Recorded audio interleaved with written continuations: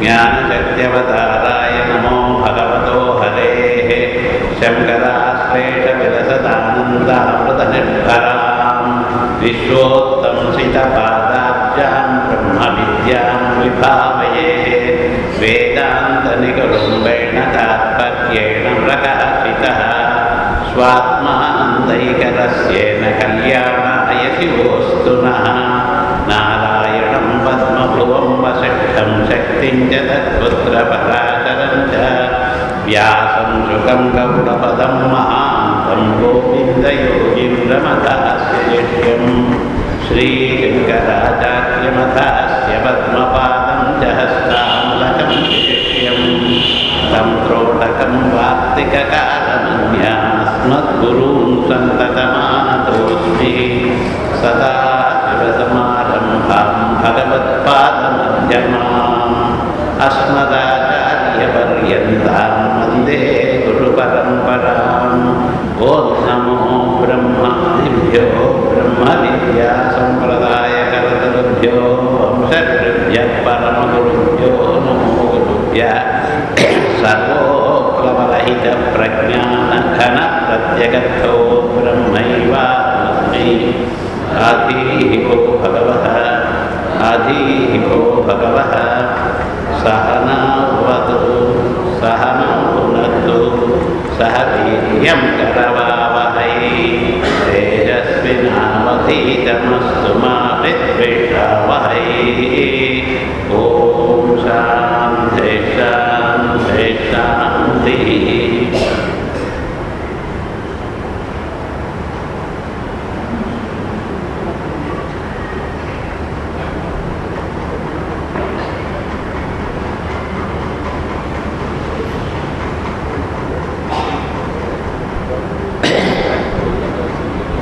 பிரகரண கிரந்தங்களில் பகவத்பாதால் எழுதின விவேக சூடாமணி பிரகரணத்தை பார்த்தோம்.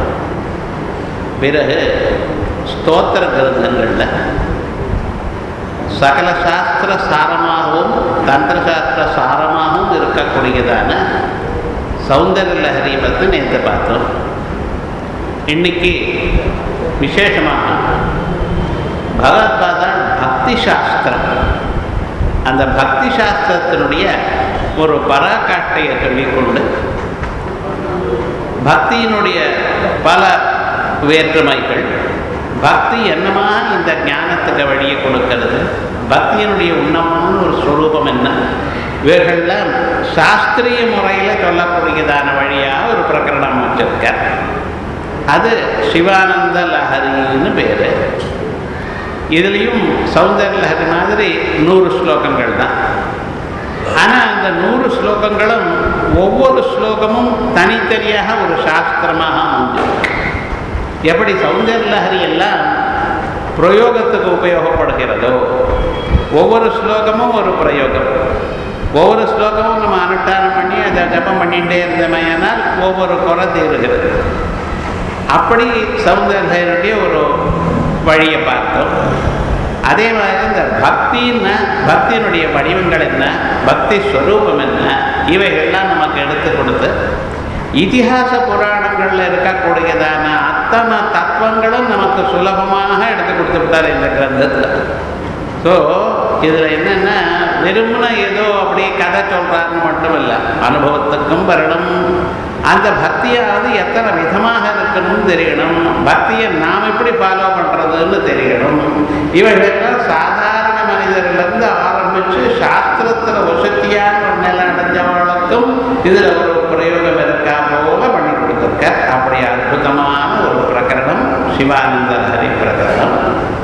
நேற்று சௌந்தர்ய லஹரிக்குள்ளே பார்க்கும்பொழுது அம்பாளை சக்தி வடிவமாக பார்த்தோம்.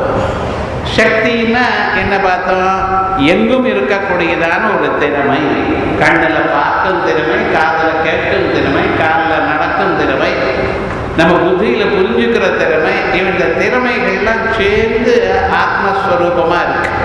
அந்த ஆத்மா இருந்தால் தான் எல்லாமும் பண்ணுறதுன்னு அந்த ஆத்மாவை தான் தெய்வம்னு சொல்லி அந்த திரைவைகள்லாம் சேர்ந்துதான் சொல்லுவோம் அம்பாள்னு சொல்லி வச்சிருக்கோம். அந்த அம்பாளுக்கு நிஷ்கலம் நிஷ்கிரியம் சாந்தம் நிரவத்தியம் நிரஞ்சனம் அப்படின்னு வேதங்கள் சொல்றமாக அந்த நிஷ்கலமான ஒரு ஸ்வரூபம் பராவடிவம் ஒன்று இருக்கு. அது எல்லோருக்கும் புரியாதுங்கிறதுக்காக சாதாரண மனுஷியாளுக்கும் புரிகிற மாதிரி சதுர்புஜே சந்திரகல்லாபத்தம் சே குச்சொன்னதே குங்குமராகஜோணே புண்ட்ரேட்சோபாதாங்குஜ புஷ்பபாண ஹஸ்தே நமஸ்தே ஜெகதேக மாதா அப்படின்னு இப்படிப்பட்டதான ஒரு உருவத்தையும் இருக்குன்னு சொல்லி அது பலவிதமாக நமக்கு அந்த ஸ்வரூபத்தில் எடுத்து சொன்னார். அதே விதமாக இந்த பரமேஸ்வரனை அம்பாள் இருந்தால் தான் பரமேஸ்வரனுக்குன்னு நேற்று பார்த்தோம். எப்படி சிவசக்தியாயுக்தோ எதி பவதி சக்த பிரபவிதும் நச்சே தேவம் தேவோ நகல குஷல ஸ்பந்திதும் அபி. சக்தின்னு ஒன்று இருந்தால் தான் தத்துவங்கள்லாம் எல்லாம் வேலை செய்யும். உலகத்தை படைக்கிறதோ, உலகத்தை காப்பாற்றுறதோ, உலகத்தை அழிக்கிறதோ, இல்லை அனுகிரகம் பண்ணுறதோ, திரோதானம் பண்ணுறதோ, என்ன வேணும்னாலும் சக்தி இருக்கணும். மனுஷனுக்கு உடம்புல சக்தி இல்லைன்னா ஒரு காரியமாக ஆகாது. அதே விதமாகவே மானசிகமான சக்தி இருந்தால் ஒரு காரியம், இல்லைன்னா ஒரு காரியம் பண்ண முடியாது. ஆகையால் முக்கியமாக வேண்டியது சக்தி அப்படின்னு சொல்லி அந்த சக்தி வேலை செய்யறதுக்கு ஒரு இடம் வேணுமோ இல்லையோ. எலக்ட்ரிசிட்டி இருக்கு, அது ஒரு சக்தி. ஆனால் அந்த சக்தியானது உபயோகப்படணுமே ஆனால் அதுக்கு ஒரு பொருள் வேணும். ஒரு பல்பு இருந்தால் தான் எரியும். பல்பு இல்லாத போனால் வெளிச்சம் வருமா? எலக்ட்ரிசிட்டியிலேருந்து. ஃபேன் இருக்குன்னா அந்த ஃபேன் இருந்தால் தான் கரண்ட் இருந்தால் சுற்றும். ஃபேன் இல்லைன்னா எதை சுற்றும்? அதே போலயே ரெஃப்ரிஜிரேட்டர்னு ஒன்று இருந்தால் அதுக்குள்ள கரண்ட் போய் எல்லா பொருளையும் சில்லுன்னு ஆக்கும். ஆகையா ஒரு உபாதி வேணும். சக்தியானது ஒரு வேலையை செய்யணுமே ஆனால் அதுக்கு ஒரு அதிகரணம் வேணும். அந்த அதிகரணம் யாரு? பரமேஸ்வரர். அதிகரணம் இல்லாமல் சக்தி தெரியாது நமக்கு. சக்தி வேலை செய்யணுமே ஆனால் ஒரு அதிகரணம் வேணும். ஆகையால் தான் சிவனையும் சக்தியும் பிரிக்க முடியாது. எங்கேயுமே எந்த இடத்துக்கு போனாலும் சிவசக்திகளுடைய சாமரஸ்யம்னு சொல்வார்.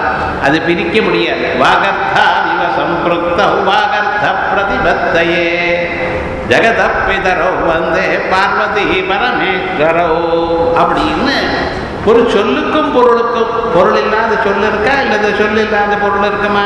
முடியாது. நமக்கு சொல்லு தெரிஞ்சுன்னு பொருள் தெரியாமல் இருக்கலாம். அந்த பொருளுக்கு நீங்கள் என்ன சொல்வீன்னு எனக்கு தெரியாமல் இருக்கலாம். பொருள் தெரியும், அதுக்கு நான் வேறு பேர் வச்சுருக்கேன். ஆனால் நீங்கள் என்ன பேர் வச்சுருக்கேன்னு எனக்கு தெரியாமல் போகலாம். ஏன்னா ஒவ்வொரு பாஷையில் வெவ்வேறு பேர் இருக்கலாமா இல்லையா? ஆனால் விவகாரம் என்னென்ன, பொருள் இருந்தால் அதுக்கு ஒரு சொல் இருக்கணும், சொல் இருந்தால் ஒரு பொருள் இருக்கணும். அந்த ரெண்டும் ஒன்று விட்டு பிரிக்க முடியாதான ஒரு சம்பந்தம். அதே மாதிரி சிவசக்திகளுக்கு விட்டு பிரியாதான ஒரு சம்பந்தம். அம்பாள் சிவனை விட்டு இருக்க மாட்டா, சிவனும் பரமே அம்பாளை விட்டு இருக்கிறது இல்லை. அப்படி அதை நினச்சே பார்க்க முடியாது. அந்த ரெண்டும் எங்கே ஒன்றா போயிடுறதோ அந்த இடம் தான் முக்தின்னு இருக்கு. அந்த ரெண்டும் சிவனும் சக்தியும் சாமரஸ்யமான ஒரு நிலை ஆயிடுச்சுன்னா அதுக்கு முக்தி ஸ்வரூபம்னு பேர். அப்படிப்பட்டதான ஒரு விசேஷமான அம்சத்தை நேற்று சௌந்தர்ய லஹரியில் பார்க்கும் பொழுது சிவசக்தியாயுக்தோ எதி பவதி சக்த பிரபவிதும்னு ஆரம்பித்தோம். சிவானந்த லஹரி சொல்லும் பொழுது கலாபியாம் சூடாலங்கிருததி கலாபியாம் நிஜதவ பலாபியாம் பக்தேஷு பிரகடித பலாபியாம் பவதுமே. என்ன கலாபியாம்?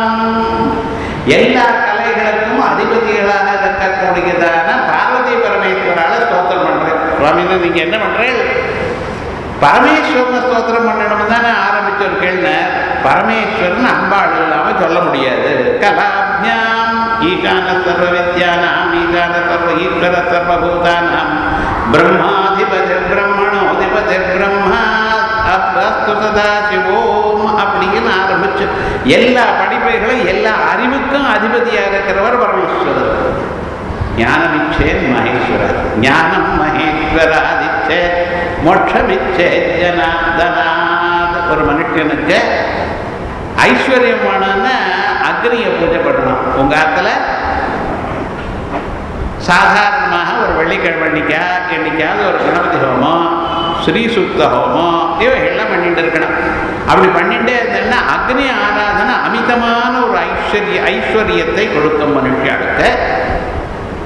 அதே போலயே ஆரோக்கியம் பாஸ்கராதிச்சே, உடம்புல ஆரோக்கியம் வேணும், வியாதி வைக்காம இல்லாமல் இருக்கணும்னா சூரியனை உபாசனை பண்ணணும். சூரியோபாசனமாவது ஞாயிற்றுக்கிழமைக்கு சூரிய நமஸ்காரம் பண்ணணும். கிராமத்தில் இருக்கிறவாளும் பண்ணுவா.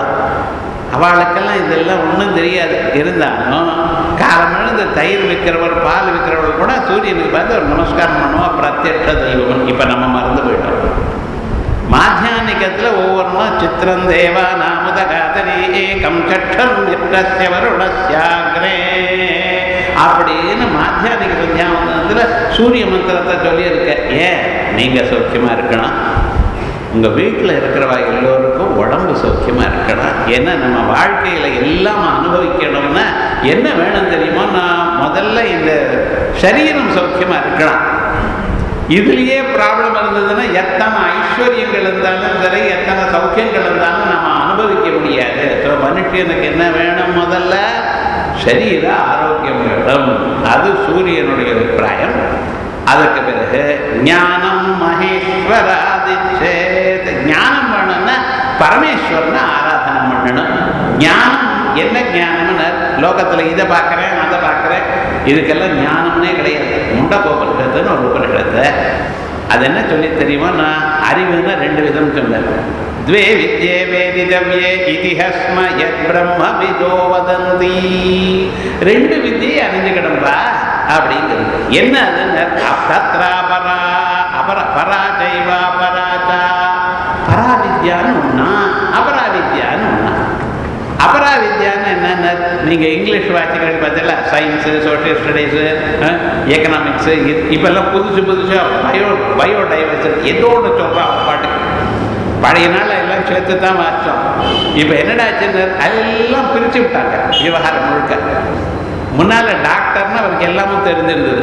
இப்போ டாக்டர்னா வலது கொண்டு ஒரு டாக்டர், இடது கண்டு ஒரு டாக்டர், மேல் பல்வரிசைக்கு ஒரு டாக்டர், கீழ் பல்வரிசைக்கு ஒரு டாக்டர். இன்னும் இப்படி ஆயிடுத்த விவகாரம் முழுக்க டூ மச் ஸ்பெஷலைசேஷன் அப்படித்தான் ஆயிடுது. ஆனால் பழைய நாளில் என்னென்ன அபரா என்னென்ன உலகத்தில் இருக்கக்கூடியதான அத்தான அறிவுகளும் சதுஷ்டி கலாராத்யா சதுஷ்டி கலாமயி 64 கலைகளும் அபராவித்யா. அப்போ பராவித்யான்னு என்னது உண்மை இல்லையே?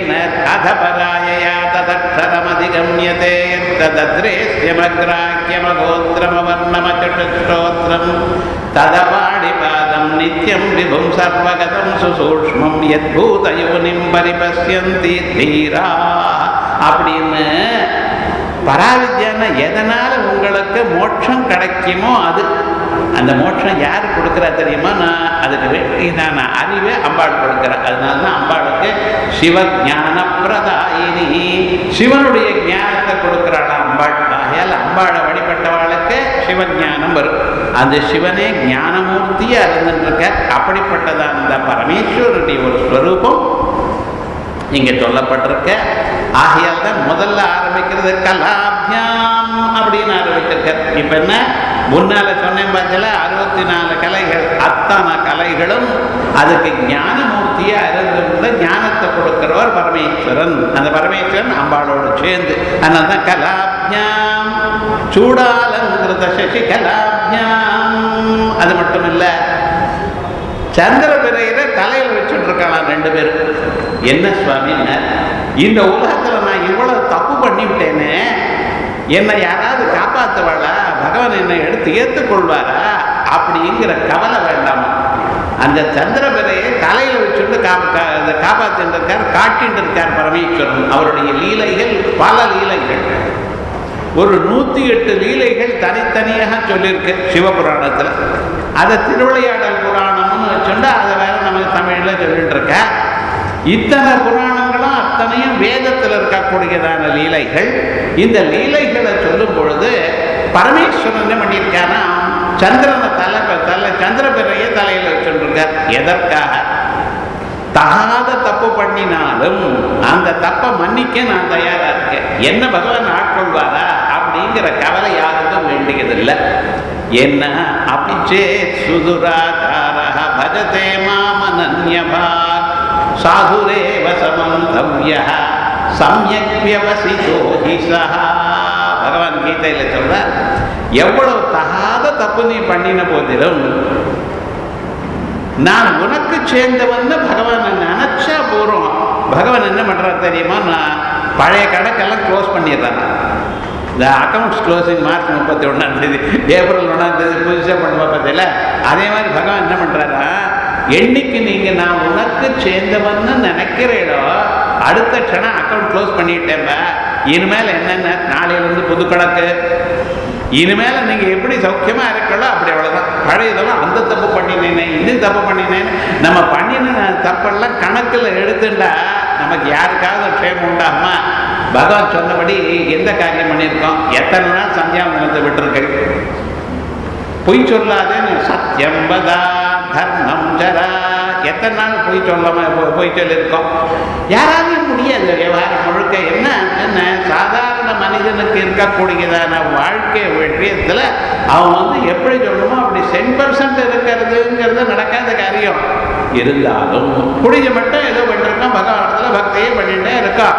அது மாதிரி லோகத்தில் இருக்கக்கூடியதான விவகாரங்கள் எவ்வளவு பண்ணினாலும் அந்த பாபத்தை எல்லாம் நான் தப்பியதெல்லாம் கணக்கில் எடுத்துக்க மாட்டேன்னு காட்டுறதுக்காகத்தான் பரமேஸ்வரன் தன்னுடைய தலையில சந்திரபரையை வச்சுட்டு இருக்கார்.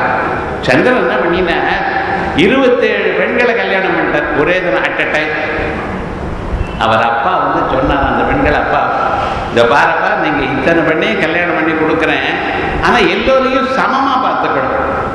ஒரு பொண்ணுக்கு சௌக்கியமாக ஒரு பொண்ணை இதுவாக ஒரு பண்ணி வைக்கப்படாது. அப்படி இருக்கிறதா இருந்தால் கல்யாணம் பண்ணி வைக்கிறேன்னு சனின்னு ஒத்துண்டு என்ன பண்ணினார் தெரியுமா? நான் 27 பேரையும் கல்யாணம் பண்ணேன். 27 நட்சத்திரங்கள் 27 பேரையும் அஸ்வினி பரணி கிருத்திகா ரோஹிணி எல்லாரையும் கல்யாணம் பண்ணேன். கடைசியில் என்னாச்சுன்னு, இந்த சந்திரனிடத்தில் ரோஹிணிக்கு ரொம்ப பிரியம். இவ்வளவு பிரியம் இல்லை. ஒரு க்ஷணம் இந்த பக்கம் அவரை விட்டு இருக்க மாட்டாங்க. இப்போ இது வேணுமா, பால் வேணுமா, தயிர் வேணுமா, மோர் வேணுமா, உங்களுக்கு இது வேணுமா, பழம் கிடைக்கணும்னா இப்படியே பக்கத்திலேயே இருந்து சகாயம் பண்ணிகிட்டே இருக்கா எப்பொழுதும். இதை பார்த்துட்டு இந்த சந்திரனுக்கு என்னாச்சு, அந்த ரோஹிணி மேலே ரொம்ப பிரியமாயிடுச்சு. இதை கண்டு மற்றவர்களுக்கு பிடிக்கல. எப்படி சார் பிடிக்குமா? ஒரே ஒருத்தரையே கல்யாணம் பண்ணிருக்கும் பொழுது ஒரு ஆத்துக்காரி மேலே ரொம்ப பிரியமாக இருக்கிற காலத்தில் மற்றவர்களுக்கு பிடிக்குமா? என்னடா சின்னர் அவ கொஞ்ச நாள் பார்த்தா இவர் ஒன்றும் சரியாக இருக்கா போல தோணலை. நேராக அப்பா போய் கல்யாணத்து கம்ப்ளைண்ட் பண்ணிவிட்டா, இப்படி எங்களை ஒழுங்காக பார்த்துக்கிறது இல்லை அப்படின்ட்டு. அவர் பார்த்தார், மாப்பிள்ளையை கூப்பிட்டார், எந்த கண்டிஷனில் கல்யாணம் பண்ணி கொடுத்தேன் இத்தனை பேருக்கு, நீர் இப்படி பண்ணுறல நியாயமானு கேட்டிருக்க. சந்திரன் சொன்னாரா, நான் அப்படியெல்லாம் ஒன்றும் இல்லையே, நான் எல்லாரையும் சமானமாக தான் வச்சுட்டு இருக்கேன், நான் யாரையும் ஒன்றும் பண்ணுறது இல்லையே அப்படின்னு. இவர் பார்த்தார், இந்த பொண்கள் தான் ஏதோ அனாவசியமாக பண்ணுறா போல இருக்கு அப்படின்ட்டு எல்லாம் சரியாக போயிடுவோம் அப்படின்னு நினச்சார். கொஞ்ச நாள் ஆனப்பறம் என்னாச்சுன்னு பழைய கதை அப்படியே இருக்கு. எப்போ பார்த்தாலும் ரோஹிணியோடையே இருக்க, மற்றவர்களோட பேசுறது இல்லை. எப்பாவது பேசினா கூட என்ன ஒன்று சொல்ல அப்படின்ட்டு போயிட்டே இருக்க. எப்படி இருக்கும் பாருங்க. எப்பவுமே மனசுல ஒரு மாதிரி தோணித்துன்னா எல்லாமே அப்படிதான் தோணும். அவர் சக்கரமா இருந்த போதிலும் நம்ம மனசுல ஒரு சந்தேகம் வந்துடுதுன்னு வச்சுங்களேன், அதே மாதிரி அதனால்தான் சந்தேகம் வரப்படாது. எப்பொழுதுமே சாதாரணமா நம்ம பாருங்க, அவர் அப்படி இருக்க மாட்டார். இருந்த போதிலும் நமக்கு இப்படியோ அப்படின்னு ஒரு டவுட் வந்தா அதே தான், அப்படி எதை நடந்தாலும் அதுவான்னு தோணும். இவளுக்கு மறுபடியும் கோபம் வந்து மறுபடியும் அப்பா எட்டவே கம்ப்ளைண்ட் பண்ணார். அந்த அப்பா என்ன பண்ணினா, இந்த நிஜமாக தான் இருக்குன்னு நான் சொல்லி கோபிச்சுட்டார். சந்திரன் கேட்டால் இவர் ஒன்றும் அப்படியெல்லாம் ஒத்துக்கலை. நீ இப்படி பண்ணினா உனக்கு க்ஷயரோகம் வந்துடும், டியூபர்குலோசிஸ் வந்துடும் அப்படின்னு சபிச்சு விட்டார். கோபம் வரலாமா? பெரியவாழ கோபம் வரப்படாது, அதுவும் குருஸ்தானத்தில் இருக்கிறவாழ கோபம் வரப்படாது. அப்படி இருக்கும்பொழுது என்னமோ கோவிச்சுட்டார், காலம் சரியா இல்லைன்னு கோவிச்சுட்டார். கோவிச்சுட்டா என்னாச்சு, சாபத்தை கொடுத்து விட்டார்.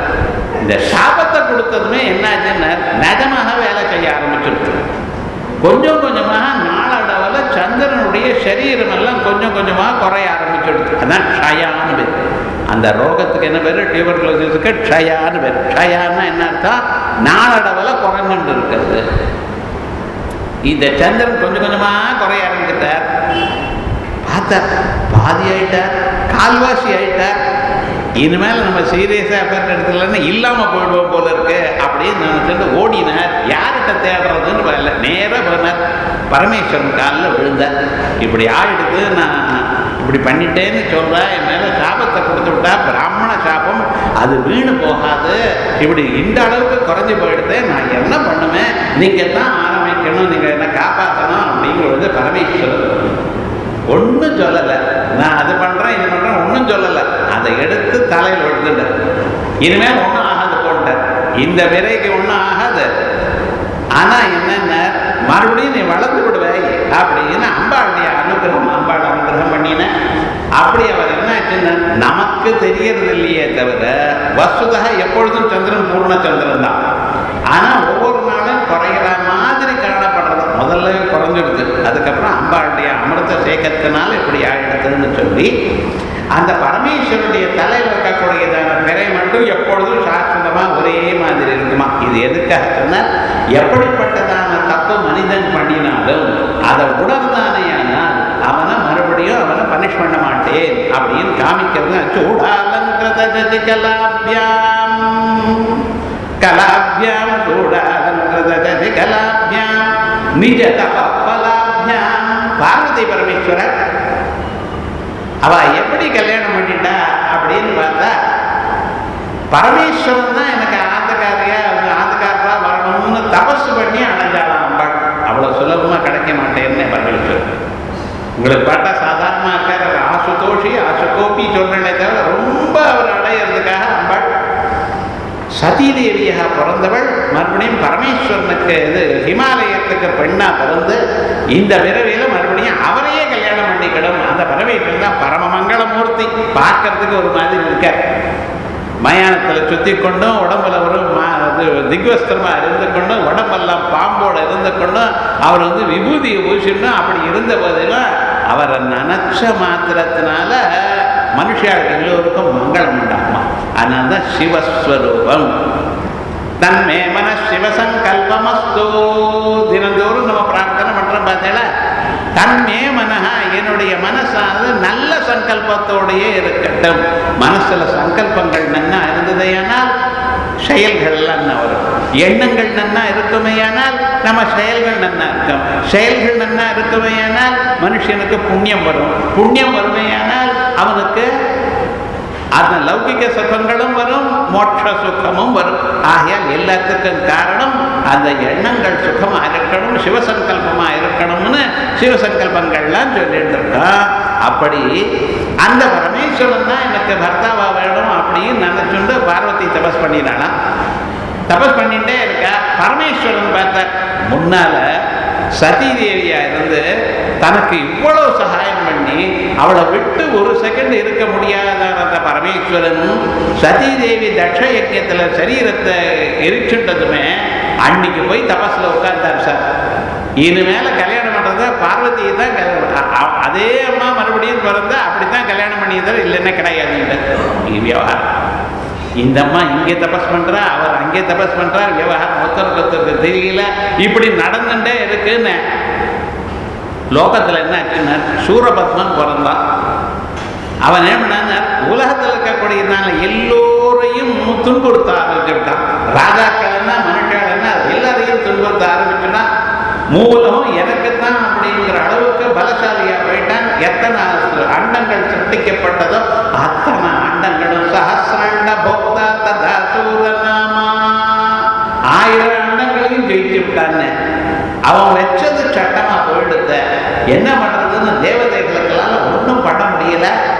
அப்படி இருக்கிற காலத்தில் எல்லோரும் போய் பிரம்மதேவர்கிட்ட முறையிட்டா. பிரம்மதேவர் பரமேஸ்வரன்கிட்ட முறையிட்டார்.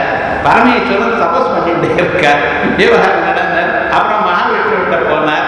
மகாவிஷ்ணு சொன்னார், பார்வதி பரமேஸ்வரர் கல்யாணம் பண்ணி வைப்போம்.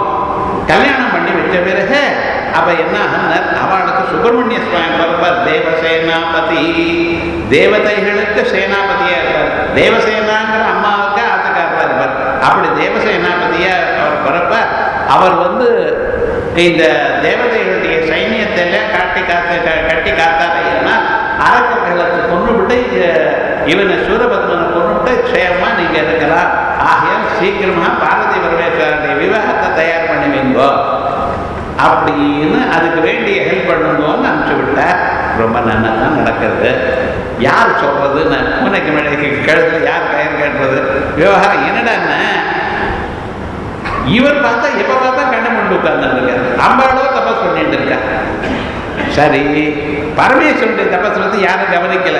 ஏதோ புருஷன் கல்யாணம் தபஸ் பண்ணிட்டு இருக்காரு, போனா போட்டோம் தெரியலையே. எதுக்காக தபஸ் சொல்றார் தெரியலையே. ஸ்வயம் விதாதா தபஸஃபலானாம் கேனாபி காமேன தபஸ்சஜாரா.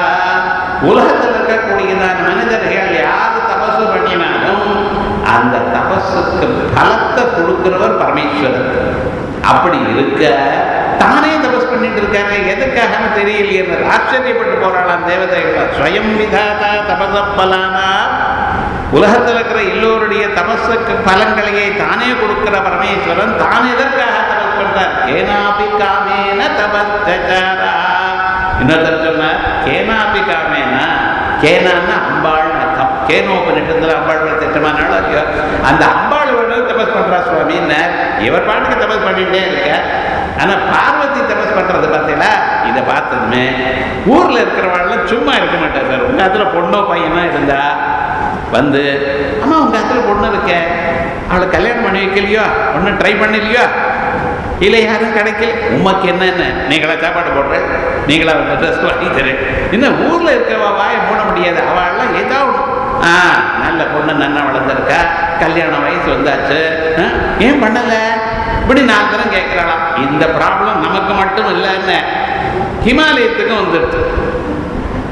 அந்த அந்த ஹிமாலயன் வந்து அப்பப்போ வரும்பொழுது எல்லோரும் வந்து கேட்குற, அவரால் பதில் சொல்ல முடியல. பொண்ணை வந்து கேட்டார், என்னம்மா என்ன கல்யாணம் பண்ணிக்கிறேன்? நான் பண்ணிக்கிறேன், ஆனால் ஒன்றே ஒன்று, முக்கண்ணனாக இருக்கிற பரமேஸ்வரன் ஒத்துன்னா நான் கல்யாணம் பண்ணிக்கிறேன். இவர் பார்த்தா இது பம்பா போயிடுது, ஏதோ பையனை பார்க்கலான்னு ஒரு பையனை ஸ்பெசிஃபை பண்ணி அவனை தான் கல்யாணம் பண்ணிக்கிறேங்கிறேன். சரி போனால் போகிறது, ஒரே பொண்ணு, நம்ம கவலைப்பட வேண்டாம் அப்படின்ட்டு 2 பேரும் சேர்ந்து ஆத்துக்காரோட சேர்ந்து பரமேஸ்வரன்கிட்ட போனார். போய் உட்கார்றா கண்ணே திறக்க மாட்டேங்கிறாருன்னா 1 நாள் ஆச்சு, 2 நாள் ஆச்சு, 10 நாள் ஆச்சு, திறக்கவே இல்லை. எந்நேரம் விட்டு இங்கே இருப்பார். யாரை போய் கேட்க? நந்தீஸ்வரனை கேட்டால் அவர் தபஸ் பண்ணிட்டு இருக்காருங்கிறார். அது தவிர ஒன்றும் கிடையாது. சில பேர் பாருங்க, டாக்டர்கிட்ட உள்ள போனால் இந்த காம்பவுண்டர் வெளில இருப்பார். என்ன ஆச்சுன்னு அவர் உள்ள பேஷண்ட் இருக்காருன்னு, பேஷண்ட் இருக்காரோ இல்லையோ 1 மணி நேரம் ஆச்சு, எப்போ வருதுன்னு தெரியாது, நமக்கு ஒன்றும் தெரியாது. விவகாரம் முழுக்க நீங்கள் வெயிட் பண்ணுறது மட்டும் அவர் க்ளோஸ் சர்க்கியூட் டிவியில் அவர் பார்ப்பார். அவர் என்ன பண்ணுறதுன்னு உங்களுக்கு ஒன்றும் தெரியாது. விவகாரம் முழுக்க இப்படி பார்த்துட்டு அவஸ்தப்பட்டுருக்கோ இல்லையோ என்ன பண்ணுறது? நந்தீஸ்வரனே கிடையாதுங்கிறார். அவர் எப்போ எழுந்துப்பார் எனக்கு தெரியாதுங்கிறார். வெயிட் பண்ணிட்டு மறுபடியும் வந்துட்டார். ஹிமாலயம் வந்துட்டார். அப்புறம் மறுபடியும் நாரதர் வரார். நாரதர் வந்து, சுவாமி என்னாச்சு, உங்க பொண்ணு கல்யாணம் என்னாச்சு, ஃபிக்ஸ் ஆகிடுதா? எப்போ பருப்பு சாதம் போட போகிறேன்? வேணும்னு இப்போ சாப்பிட்டு போ, அனாவசியமாக கேட்காது அப்படின்ட்டு முழுக்க 2-3 தரம் ஆச்சு. அப்புறம் என்ன ஆயிடுதுன்னு அவரே சொன்னார், இது இப்படி விட்டால் போகாது, நீங்கள் ஒன்று பண்ணுங்களேன், இந்த பார்வதியை பரமேஸ்வரனுக்கு சகாயம் பண்ணுறதுக்காக, பணிவிட பண்ணுறதுக்காக விட்டு விடுங்கன்னு அப்படின்னு. சரி ஏதோ பெரியவர் சொல்றார் அப்படின்னு மாத்தியஸ்தமே நேப்பியபலம் விதே. இவர் சொன்னதான விடயத்தை அப்படியே வச்சுட்டு இருந்தவர். இவர் இந்த ஐடியா சொன்னதுமே பார்வதியை அங்கே பணிவிட பண்ணுறதுக்காக அனுப்பி விட்டார். பார்வதி தேவி அப்பா சொன்னாலேன்னு என்ன பண்ணுறதுன்னு அங்கே போயிட்டு இடத்தையெல்லாம் சுத்தம் பண்ணி புட்பங்கள்லாம் பரிச்சயம் பண்ணி அங்கே கொண்டு வந்து வச்சு தீர்த்தத்தை மடி தீர்த்தத்தை கொண்டு வந்து வச்சு அத்தனையும் பண்ணிட்டு கோலம் போட்டு எல்லாம் பண்ணிட்டு முன்னால் போட்டு வர. அப்படியே இருக்கு சார். இவர் கண்ணு திறந்தா தானே ஏதாவது பண்ணுறதுக்கு. ஒவ்வொரு நாளும் இதே வழியே பண்ணுற. கொஞ்ச நாள் ஆச்சு. அதுக்கப்புறம் அந்த அம்மா சொன்ன ஒன்றும் லாபம் இல்லை, நான் பாட்டு வந்து நான் ஜபம் பண்ணிக்கிறேன், இது விட்டு இது வேற பண்ணிட்டேன், இதுக்கு டிஸ்டர்பன்ஸாக இருக்கு அப்படின்னு. ஒரு நாளைக்கு என்ன பண்ணினா, இன்னும் கொஞ்ச நாள் தப்ப பணிவிட பண்ணுங்கிற ஒரு நாள் தெரியாமல் ஏதோ அப்படி கண்ணை திறந்தா திரிபுர சுந்தரி, மூலகத்துக்கும் அழகுக்கு இருக்கக்கூடியதான இடம். அம்பாளுக்கு பேர் என்ன? மகாலாவண்ய சேவதி. உலகத்தில் இருக்கக்கூடியதான லாவண்யங்கள்லாம் அழகெல்லாம் ஒரு இடத்துல நிற்க வச்சா எப்படியோ அப்படிப்பட்டதான ஸ்வரூபம். அந்த அம்பாளுடைய ஸ்வரூபத்தை பார்த்தாரா என்ன பண்ணியாச்சு? சரின்னா தபசை விட்டார். இதுக்கு முன்னால யாரால எவ்வளவு டிஸ்டர்ப் பண்ணாலும் அவரால் அந்த தபசை விட்டு நகற்ற முடியலையோ அப்படிப்பட்டதான் அந்த பரமேஸ்வரன். விகாரஹே தௌசதி விக்ரியந்தே ஏஷம் நதே தாம்சி தயேவ தீரா அப்படின்னு எத்தனை இடையூறுகள் இருந்த போதிலும் அந்த இடையூறுல இருந்து தப்பிச்சுட்டு அவர் பாட்டுக்கு அவர் தபஸ் பண்ணிட்டு இருந்த பரமேஸ்வரன் என்ற அன்பாட ஒரு தரம் கண்ணை திறந்து பார்த்தார் சுவாமி. அடுத்த தபஸ் போர்னு நிறுத்தி விட்டார்.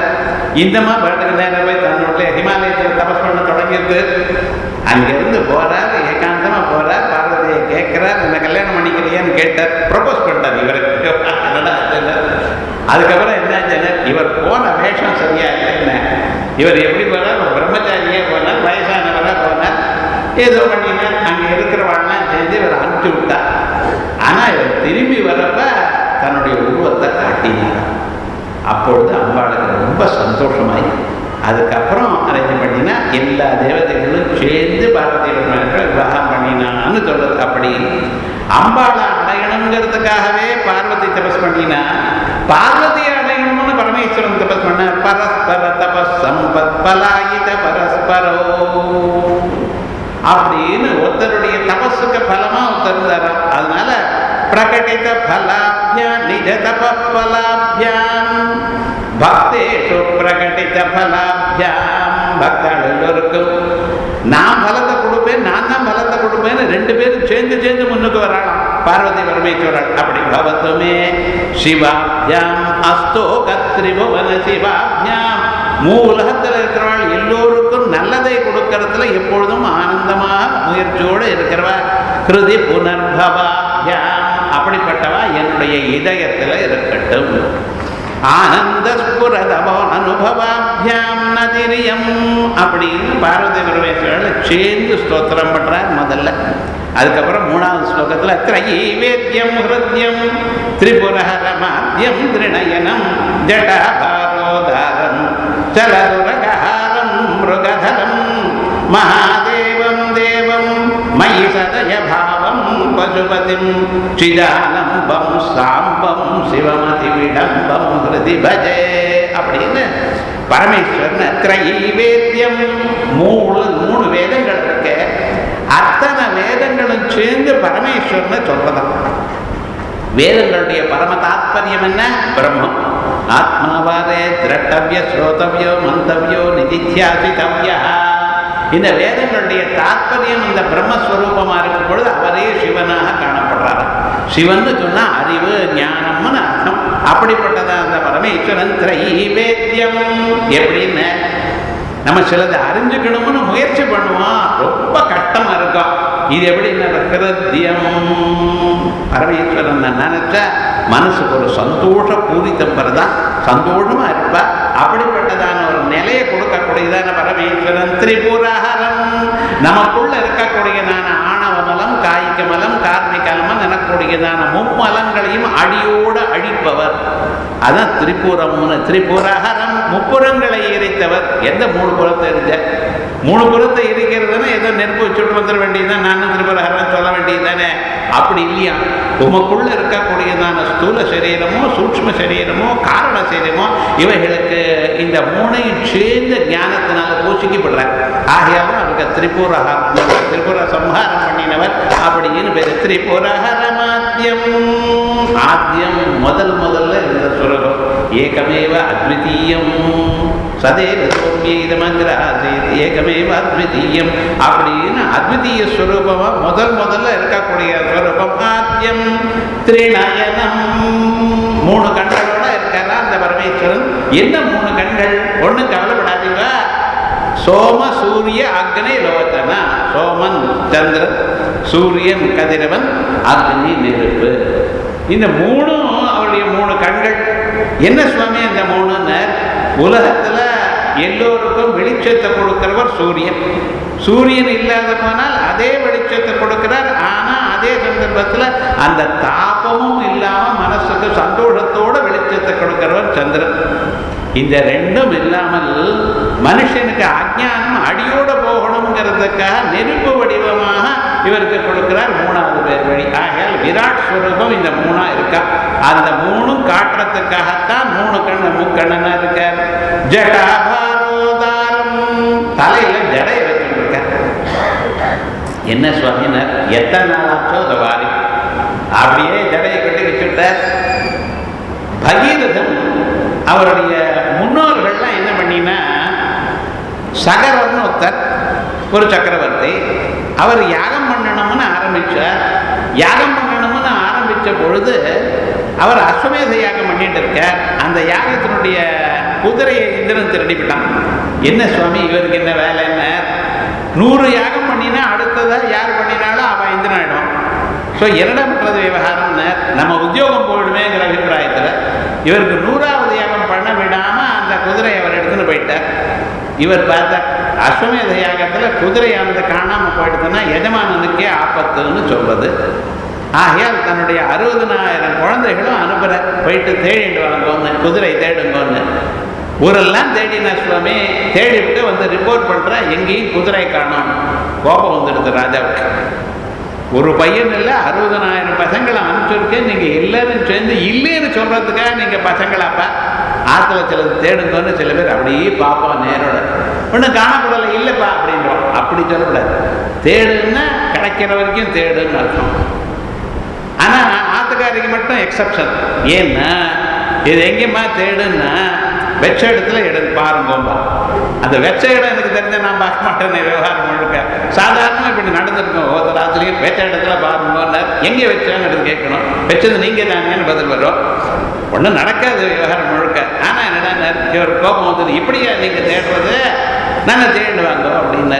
கிடைக்கிற வரைக்கும் தேடு போன்ட்டு என்ன பண்ணுவாப்பா, எல்லாம் தேடினா கடைசியில் என்ன, ஒருவேளை பாத்தாளத்துக்கு போயிருக்கோம் நினச்சுண்டு பெரிய குழியை நோண்டி பாத்தாளம் வரைக்கும் போயிட்டான். அந்த போனால் அங்கே கபிலர்னு ஒரு முனிவர் அப்புறம் தபஸ் பண்ணிட்டு இருக்க. அதுக்கு பக்கத்தில் இந்த குதிரை மேய்ஞ்சுட்டு இருக்க. இவளுக்கு கோபம் வந்துருக்கு. இந்த முனிவர் தான் எடுத்திருப்பாரோ, இல்லைன்னு இங்கே வர்றதுக்கு சான்ஸ் இல்லையே அப்படின்னு நினச்சிட்டு ரொம்ப கோபத்தோட அந்த முனிவர்கிட்ட போனான். அந்த முனிவர் கண்ணு திறந்து பார்த்தா, இவ இத்தனை பேரும் நம்ம மேலே சண்டைக்கு வரா போல இருக்குன்னு நினச்சிட்டு ஊன்னார். அவ்வளோதான். ஹூங்காரேணைவதம் பஸ்மா சாதகாரம்பிகா ததா. இந்த ஹூங்காரத்தினாலேயே என்ன எடுத்துட்டார், அத்தனை பேரும் பூஜிக்கப்பட்டான். பூஜிக்கப்பட்டா அதுக்கு மேலே போனவ வரவே இல்லையே, எத்தனை நாள் ஆச்சு, நமக்கு ஒரு வருஷத்துக்குள்ள ஆயிடணும்னு. சித்திரை மாதம் பௌர்ணமி அன்னைக்கு ஆரம்பிக்கணும், சங்கல்பம் பண்ணணும் அஸ்வமேதையாக. அடுத்த வருஷம் சித்திரை மாதத்தில் பிரதமையிலேருந்து ஆரம்பிச்சு பண்ணணும். என்னடா இது இத்தனை நாள் ஆச்சா, இவ வரவே இல்லையே அப்படின்னு நினைச்சுட்டு ரொம்ப கோபம் வந்து வேதமே சொல்ற, சித்ரா நட்சத்திரம் பவதி சித்திரம் வா ஏகத் கர்மா அப்படின்னு ஆரம்பிச்சு அந்த சித்ரா பௌர்ணமி ரொம்ப விசேஷம்னு சொல்கிறோம். பார்த்தீங்களா, இதான் சித்திரம் வாயே கர்மா. இந்த கர்மா வந்து ரொம்ப விசேஷமான ஒரு கர்மா அப்படின்னு வேதங்கள்லாம் ஸ்தோத்திரம் பண்ணுறது. இது என்ன விவகாரம் அப்படின்னா வரலையே நினச்சிட்டு தன்னுடைய பேரை அனுப்புகிறேன். இவன் அங்கேருந்து போகிறார். போயிட்டு அதான் வழி தான் ரெடியாக இருக்க நோண்டி வச்சிருக்கா. அந்த வழியில் போகிறான். போனதுமே என்ன ஆகிடுதுன்னு அங்கே குதிரையை பார்த்தான், முனிவரை பார்த்தான்.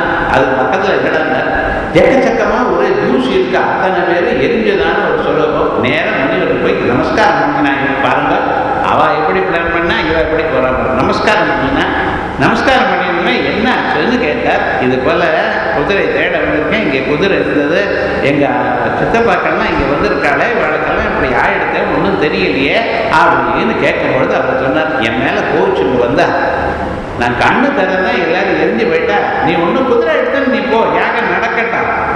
என்னைக்காவது ஒருத்தர் தேவலோகத்திலிருந்து கங்கையை யார் கொண்டு வந்தா, அந்த கங்கா ஜலம் இதில் விழுமையானா இவ எல்லோருமே புண்ணிய லோகத்துக்கு போயிடுவா, சத்த லோகத்துக்கு போயிடுவா அப்படின்னு சொல்கிறார். இவர் அங்கேருந்து வந்து தாத்தா கிட்ட கொண்டு போய் இதெல்லாம் கொடுத்து விட்டு பண்ணார். அவரும் சகரரும் யாகம் பண்ணினார். யாகம் பண்ணி என்ன ஆயிடுதுன்னு அதுக்கப்புறம் அவர் பாட்டுக்கு யாகம் பண்ணார். அவர் கால் பண்ணிட்டார். இவர்களை காப்பாற்றுறதுங்கிற விவகாரம் ஒன்றும் இல்லை. அதுக்கப்புறம் 3 தலைமுறை ஆச்சு. பகீரதன் ஒருத்தர் வந்தார். அவர் பார்த்தார், அடாடா நம்ம முன்னோர்கள்லாம் இப்படி ஆயிடுத்து, இவாளனும் கங்கையை கொண்டு வரணும்னு சொல்றாளே, எப்படி கொண்டு வருது, வேற வழி இல்லை. தபஸை தவிர வேற சாதனம் கிடையாது. தபோ பிரம்மே திவ்யஜானாத் அப்படின்னு வேதங்கள் சொல்றது. ஆரம்பிச்சார். 10,000 வருஷங்கள் விடாமல் தபஸ் பண்றார். அப்பொழுது கங்கா மாதா பிரத்யட்சமாய் நான் வரேன்னு சொன்னேன், பூலோகத்துக்கு வரேன், உங்கள் முன்னோர்களுடைய அச்சைகள்லாம் நான் சரி பண்ணுறேன், அவளுக்கெல்லாம் சொர்க்கலோகம் வரும்படி பண்ணுறேன். ஆனால் ஒன்று என்னென்னா, நான் மேலேருந்து கீழே விழுறப்ப யாராவது பிடிச்சிக்கணும், இல்லைன்னா பூமியே பொழந்து போயிடும் அப்படின்னு. என்ன அவ்வளோ வேகத்தில் நான் வருவேன் அப்படின்னு கர்வமாக சொன்னாலாம். பகீரதன் பார்த்தா, நான் என்ன பண்ணுவேம்மா, இப்போ ஒன்று வரணும், நீங்கள் கங்காதேவி வந்தால் தான் எங்கள் முன்னோர்களுக்கெல்லாம் புண்ணியலோகம் கிடைக்கும், கங்கையில் ஸ்நானம் பண்ணணும், கங்கையில் அந்த புரோட்சணம் பண்ணணும், அப்போ தான் அவளுக்கு இது வருமே அப்படிங்கிற அபிப்பிராயத்தில் என்ன பண்ணுறதுன்னா, அப்போ பரமேஸ்வரனை தியானம் பண்ணுங்க, பரமேஸ்வரன் ஒருவர் தான் எனக்கு தாங்கக்கூடியதான சக்தி இருக்குது. சரின்னு நினைச்சுட்டு பரமேஸ்வரன் தப்பு பண்ணுறார். அவர் ரொம்ப ஆசத்தோஷி, சின்சியராக டக்குன்னு பிரத்யட்சமாயிட்டார். இது போல சொன்னார். அப்படியா? எங்கள் பரமேஸ்வரனுக்கு பிடிக்காத ஒரு குணம் என்னன்னா அகங்காரம். இது எது இருந்தாலும் ஒத்துக்கிறார். இந்த அகங்காரம் இருந்தால் மட்டும் அவருக்கு என்னாச்சு, நான் வந்தால் பூமி படுந்துருமா, வேற யாராலையும் தாங்க முடியாதா, அவ்வளோ வேகமாக வருவேன்னு சொல்லிடுறேம்மா, சரி பார்ப்போம் அப்படின்னு நான் பிடிச்சிக்கிறேன்னு கங்காதேவியை வர சொன்னார். பரமேஸ்வரன் நிற்கிறார். அப்படி நின்றுமே மேலேருந்து தேவலோகத்தில் கங்கை 3ஆ பிரியதான். அந்த 3ஆ இருந்து கீழே விழுது. அந்த 3ஆ விழுந்து மந்தாகினி, வியத் கங்கா, ஆகாச கங்கா, பாத்தாள கங்கான்னு 3ஆ பிரிய போகிறது. வந்து நேராக பரமேஸ்வருடைய தலையில் விழுந்தது. தலையில் விழுந்ததுமே என்ன ஆச்சுன்னு, தலையில் விழுந்த கங்கை தலையில் விழுறது நேரம் அப்படியே கொஞ்சம் நஞ்சம் பிரவாகம் இல்லைன்னு அப்படி வேகமாக விழுந்ததான ஒரு கங்கையானது எங்கேயும் காணும் சார். அந்த ஜடைக்குள்ளேயே மாட்டிட்டு சுத்திட்டே இருக்குன்னு கொஞ்சம் நெஞ்ச ஜலமா பாருங்க. அது பாட்டுக்கு ஜலம் நிறைய இருக்கு, ஜடைக்குள்ளேயே சுத்திட்டு இருக்கு. எந்நேரம் பார்த்தாலும் வெளியில வரல. பரமேஸ்வரன் இவர் பார்த்தாராம் பகீரதர், என்ன சுவாமின்னு வரலையே, என்னாச்சு அப்படிங்கிற. இல்ல வந்துட்டு இருக்கோம், இவர் ஒன்றும் தெரியாத மாதிரி ஆகாசத்திலிருந்து விழருது, எவ்வளவு ஃபோர்ஸா விழருது. அந்த ஜடக்குள்ள வந்து மாட்டிட்டு சுத்திட்டு இருக்கு. ஜடா கட்டாக சம்பிரமம் பிரமன் நிலிம்ப நிர்ஜரி விலோல வீதி வல்லரி விராஜமாத்த மூர்தனி தகத் தகத் தகத்வலல்லாடபட்ட பாவகே கிஷோர சந்திரசேகரே ரதி பிரதிஷ்டனம் மமா. அப்படி அந்த கங்கை ஜலமானது உள்ள போகுதுண்டு ஜடா கட்டாக சம்பிரம பிரமன் சுத்திட்டு இருக்காங்க. எந்த பக்கம் வெளியில வரணும்னு சுத்திட்டு இருக்கா. விவகாரம் என்னன்னு எங்கே போனாலும் போல அலையிலேயே சுத்துறது சுவாமி. ஆனா அந்த ஜடையானது ஒரு இடத்துலையும் இடம் கொடுக்கல, உள்ளேயே சுத்திட்டு இருக்குன்னு என்ன பண்றது. அதோடு மட்டும் இல்லை, அந்த கங்கா மாதாவுக்கு ரொம்ப சீத்தளமான ஒரு ஸ்வரூபம். கங்கை தொட்டு பார்த்துருக்கீங்களா? காசியில் தொட்ட பிரயோஜனம் இல்லை. நீங்கள் உத்தரகாசிக்கு போகணும், பத்ரிக்கு போகணும், கேதார்நாத்துக்கு போகணும், தொட்டிலாம் தேள் கடிக்கிற போல இருக்கும். அப்படின்னு அவ்வளோ சில்லனை இருக்குன்னு, அதை விட வசதியா சில்லன்னு இருக்கக்கூடியதான அந்த கங்கா மாதா பரமேஸ்வருடைய தலையில சுற்றும் பொழுது என்ன ஆயிடுதுன்னு, அதெல்லாம் பத்துட்டு எரிய ஆரம்பிச்சு கொதிக்க ஆரம்பிச்சுதான் ஜலம். எவ்வளவு ஜலம் வரும், அவ்வளவு ஜலம் கொதிக்கிறதுன்னு எவ்வளவு உஷ்ணம் இருக்குன்னு. ஏன்னா முக்கண்ணனுக்கு ஒரு கண்ணு நெருப்பு, கபால பட்டிகா தகத் தகத் தகஜ்வலந்தனஞ்சயாதீகிருத பிரச்சண்ட பஞ்சசாயகே தராஹரேந்திர நந்தினி குஜக்ரஜத்ர பத்ரக பிரகல்பனைவ கல்பனி திரிரோச்சனே மதிர்மமா அப்படின்னு நினைச்சிட்டு அந்த கங்கா மாதான்னு அப்படியே எவாபரேட் பண்ணுற அளவுக்கு உஷ்ணம் வந்துருக்கான். என்னடா பண்றது ஒன்றும் தெரியலையே. பகீரதன் போய் நமஸ்காரம் பண்ணி, சுவாமின்னு நீங்க என்னமோ அந்த அம்மா அகங்காரத்தை குறைக்கிறது இருக்கட்டும், நம்ம காரியம் நீங்க கங்கையை விடுங்கன்னாரா. பரமேஸ்வரன் என்ன பண்ணின, ஒரு சின்ன குச்சி எடுத்துட்டு அப்படியே ஜடையை லூசன் பண்ணி விட்டார். அந்த வழியா கீழே விழுந்தான். அதனால பாகீரதி திரிபதகா 3ஆ பிரிஞ்சு விழுந்தா. அங்கே மேலேருந்து கீழே விழுறதுக்கு மந்தாகினின்னு பேர். அங்கேருந்து கீழே இங்கேருந்து வரக்கூடியது கங்கா மாதான்னு பேர். ஒரு பகுதி பாகதாளத்துக்கு போக வேண்டியது இந்த பாதாள கங்கான்னு பேர். இப்படி அந்த கங்கா மாதா வந்துட்டே இருக்க, அழைச்சிட்டு போயிட்டே இருக்கார். இவர் தேர்ல உட்காந்து வரிசையா பின்னால கங்கா மாதா ஓடிட்டே வர. ஒரு ஸ்டேஜுக்கு வந்து இவர் பின்னால வரான்னு நினைச்சுட்டு போயிட்டே இருக்கார். சில பேர் அப்படிதான் எக்ஸிபிஷன்ல குழந்தைய அழைச்சிட்டு போவாமா, அந்த குழந்தை அங்கே இங்கேருந்து பஞ்சு மிட்டாய் இருந்ததுன்னா அங்கே நின்றுடும். இந்த அம்மா மட்டும் ஏதோ பார்த்துட்டு அப்படி கடை பார்த்துட்டு போவான். ஒரு 2 கடை அனுப்பினா ஆனால் பையன் இல்லையேன்னு பார்த்தா அவன் இங்கே பஞ்சு மிட்டாய் கடையில் இருக்கான், என்ன பண்றது. இவர் பாட்டுக்கு முன்னால போறார். முன்னால போனதுமே என்ன திரும்பி பார்த்தா காணும். என்ன சுவாமி இப்படி திரும்பி பார்த்ததில்ல, காணுமே, என்னாச்சு அப்படின்னு பார்த்தா கங்கை காணுமே, நான் என்ன பண்ணுவேன் அப்படின்னு திரும்பி ரீட்ரேஸ் எத்தனை வந்து அத்தனை வழியை பாதி தூரம் வந்தா ஒரு முனிவர் உட்கார்ந்து இருக்கார். அவருக்கு அந்த பக்கம் இருக்கு, இந்த பக்கம் ஒண்ணுமே இல்லை. என்ன ஆச்சுன்னு தெரியல. ஜன்னுன்னு ஒரு முனிவர். அவர் என்ன பண்ணினார், இந்த வரும்பொழுது அவருடைய ஆசிரமத்தை அடிச்சுன்னு வந்துவிட்டா. இந்த பிரபா கோபம் வந்தது. கையில் இருக்கிற கமண்டல் விட்டு இதுக்குள்ள போட்டுட்டார். அவ்வளவு அத்தான் இருந்தாலும் அந்த கமண்டலுக்குள்ள போறது ஒன்றும் தெரியல. இவர் பார்த்து நமஸ்காரம் பண்ணி, சுவாமி என்ன இப்படி ஆயிடுது, நான் ஒரு காரியத்துக்காக இவ்வளவு தபஸ் பண்ணிட்டு போயிட்டு இருக்கேன்னு. அது சரி, ஆசிரமத்தை அடிச்சுன்னு போனா நியாயமாயுது அப்படின்னு. சரி, அந்த மாதிரி ஏதோ பண்ணிவிட்டார், நீங்க விடுங்க அப்படின்னு சொல்லும் பொழுது கேசவாய ஸ்வாஹா நாராயணத்துவான்னு ஆசமனம் பண்ணிட்டார். ஆசமனம் பண்ணி என்ன பண்ணினார், காதை சொரண்டார். சொரண்டதுமே காது வழியா வந்துட்டுதான். அதனால அந்த கங்கா தேவிக்கு ஜன்னு கன்யான்னு பேரு. ஆகாசத்துல வந்ததுனால வியத்கங்கான்னு பேரு, பகீரதர் கொண்டு வந்ததுனால பாகீரதின்னு பேரு, ஜன்னு முனிவருடைய காதிலிருந்து வந்ததுனால ஜன்னு கன்யான்னு பேரு. இப்படி வந்து அந்த வரமேற்ற ஜட்டாபாரோதாரம், அந்த ஜட்டாபாரத்தில் அப்படி இருந்துன்ற கடம் சலதுதகாரம். அந்த வரமேஸ்வரன் அப்படி அவரை அழைத்துன்னு போனார், கங்கையை பாதாளத்துக்கு அழைத்துன்னு போனார். அத்தனை அந்த அஸ்திகள் மேலெல்லாம் கங்கை பிரவேசிச்சா.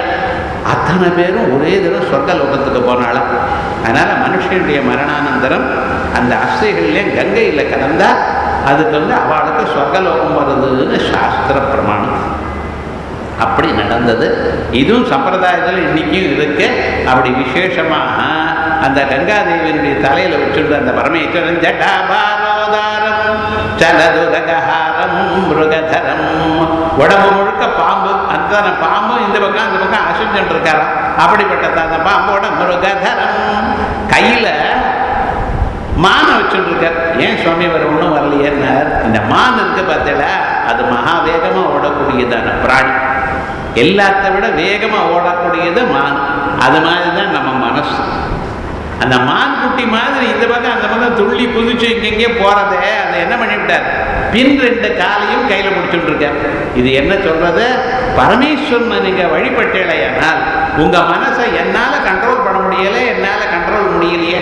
ரைட், மனசை கண்ட்ரோல் பண்றது ரொம்ப கஷ்டம். உபனிஷத்தே சொல்றது என்னது, யக்ஷேத்வான் மனசி பிராஜ்ஞா தத்யச்சேத் ஞானமாத்மனி ஞானமாத்மனி மஹதி நியச்சேத் தத்யச்சேத் சாந்த ஆத்மனி. அப்படின்னு வேற எதையும் கண்ட்ரோல் பண்ணிடலாம், மனசை கண்ட்ரோல் பண்ண முடியாது. மனசை கண்ட்ரோல் பண்றதுக்கு உபாயம் பேசுறது நிறுத்தணும். ஒரே தடவை நிறுத்துறாதீங்க, கொஞ்சம் கொஞ்சமா நிறுத்தலாம். ஏன்னா சனை சனை வரமே புத்தியா கிருதி கிரகிதயா, அனாவசியமான பேச்சு இருக்கக்கூடாது. எது வேணுமோ அவ்வளவுதான் பேசணும், எந்த அளவுக்கு வேணுமோ அந்த அளவுக்கு தான் பேசணும். இப்படி கண்ட்ரோல் பண்ணிட்டே இருந்தேன்னா கொஞ்ச நாளைக்கு மனசு நிற்குமா. அந்த மனசு வேற எங்கேயும் நிற்காம ஆத்மாவிலேயே நிற்கும்படி பண்ணணும்னு சாஸ்திரங்கள் சொல்றது. அப்படி அதை காட்டுறதுக்காக தான் மான்குட்டியை பின்கால கையில வச்சுட்டு இருக்காரு அவர். மகாதேவம் தேவம் மயி சதயபாவம் பசுபதி. மகாதேவர் அவர், தேவதைகளுக்கெல்லாம் வழியை காட்டுறவர். எல்லா தேவதைகளுக்கும் எப்பப்ப ப்ராப்ளம் வருமோ அப்பப்ப சகாயம் பண்றவர். நேற்று ஹாலாஹலையில பார்த்தோமோ இல்லையோ, ஹாலாஹல அந்த விஷத்தை சாப்பிட்டா அத்தனை தேவதைகளுக்கும் ஒரு சௌக்கியம் ஏற்பட்டதுன்னு பார்த்தோமோ இல்லையோ, அதே போலியே மார்க்கண்டேயனை கொல்றதுக்காக வந்தப்ப யமதர்மராஜா என்ன பண்ணினார் தெரியுமா, நான் தன்னுடைய காலால எட்டி ஒதுச்சார். எம் பக்தன்கிட்ட யாரும் வரப்படாது. அன்னிலிருந்து யமதர்மராஜா தூத்தாட்ட சொல்லியிருக்க, விஷ்ணு நாமாவை சொன்னாலும் சிவநாமாவை யார் ஸ்மரிச்சாலும் அவன்கிட்ட நீங்க போகாதீங்க. அவன் என்ன தப்பு பண்ணினாலும் அவனை நான் பார்த்துக்கிறேன். நான் பார்த்துக்கிறேன்னு என்ன அர்த்தம் தெரியுமா, அவன் நம்ம கண்ட்ரோல்ல இல்லை, தேவலோகத்துக்கு தான் அங்கே ஜட்ஜ்மெண்ட் அங்கே.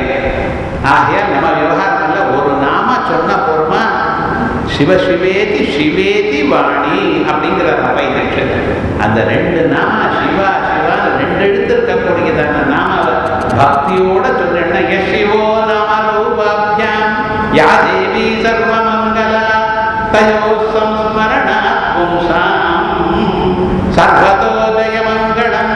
அப்படின்னு சிவா, பரமேஸ்வரனுக்கும் சிவன்னு பேரு, அம்பாளுக்கும் சிவான்னு பேரு. நாம சாமியம் ரூபசாமியம், ரெண்டு பேருக்கும் ஒரே மாதிரி முக்கண்ணு சந்திரபிரை எல்லாம் ரூபசாமியம். அதே போல ரெண்டு பேருக்கு கிரியாசாமியம், உலகத்தை படைக்கிறது உலகத்தை காப்ப. இப்படி 14 சாமியங்கள் சாஸ்திரங்கள்ல சொல்லியிருக்கு. சிவசக்திகளுக்கு இருக்கக்கூடியதான சாமியங்கள். அது தாந்திரிக விஷயம் நமக்கு வேண்டாம். ஏன் சொல்ல வந்தேன்னா, அப்படி அந்த பரமேஸ்வரன் மயி சதய பாவம், பக்தாள பரமேஸ்வரன் போய் பாருங்க. இந்த ஊர்ல கபாலீஸ்வரர் இருக்காரு இல்லையா, போய் பாருங்க. கபாலி கற்பகத்தை போய் பாருங்க. வேற ஒன்றும் வேண்டாம்.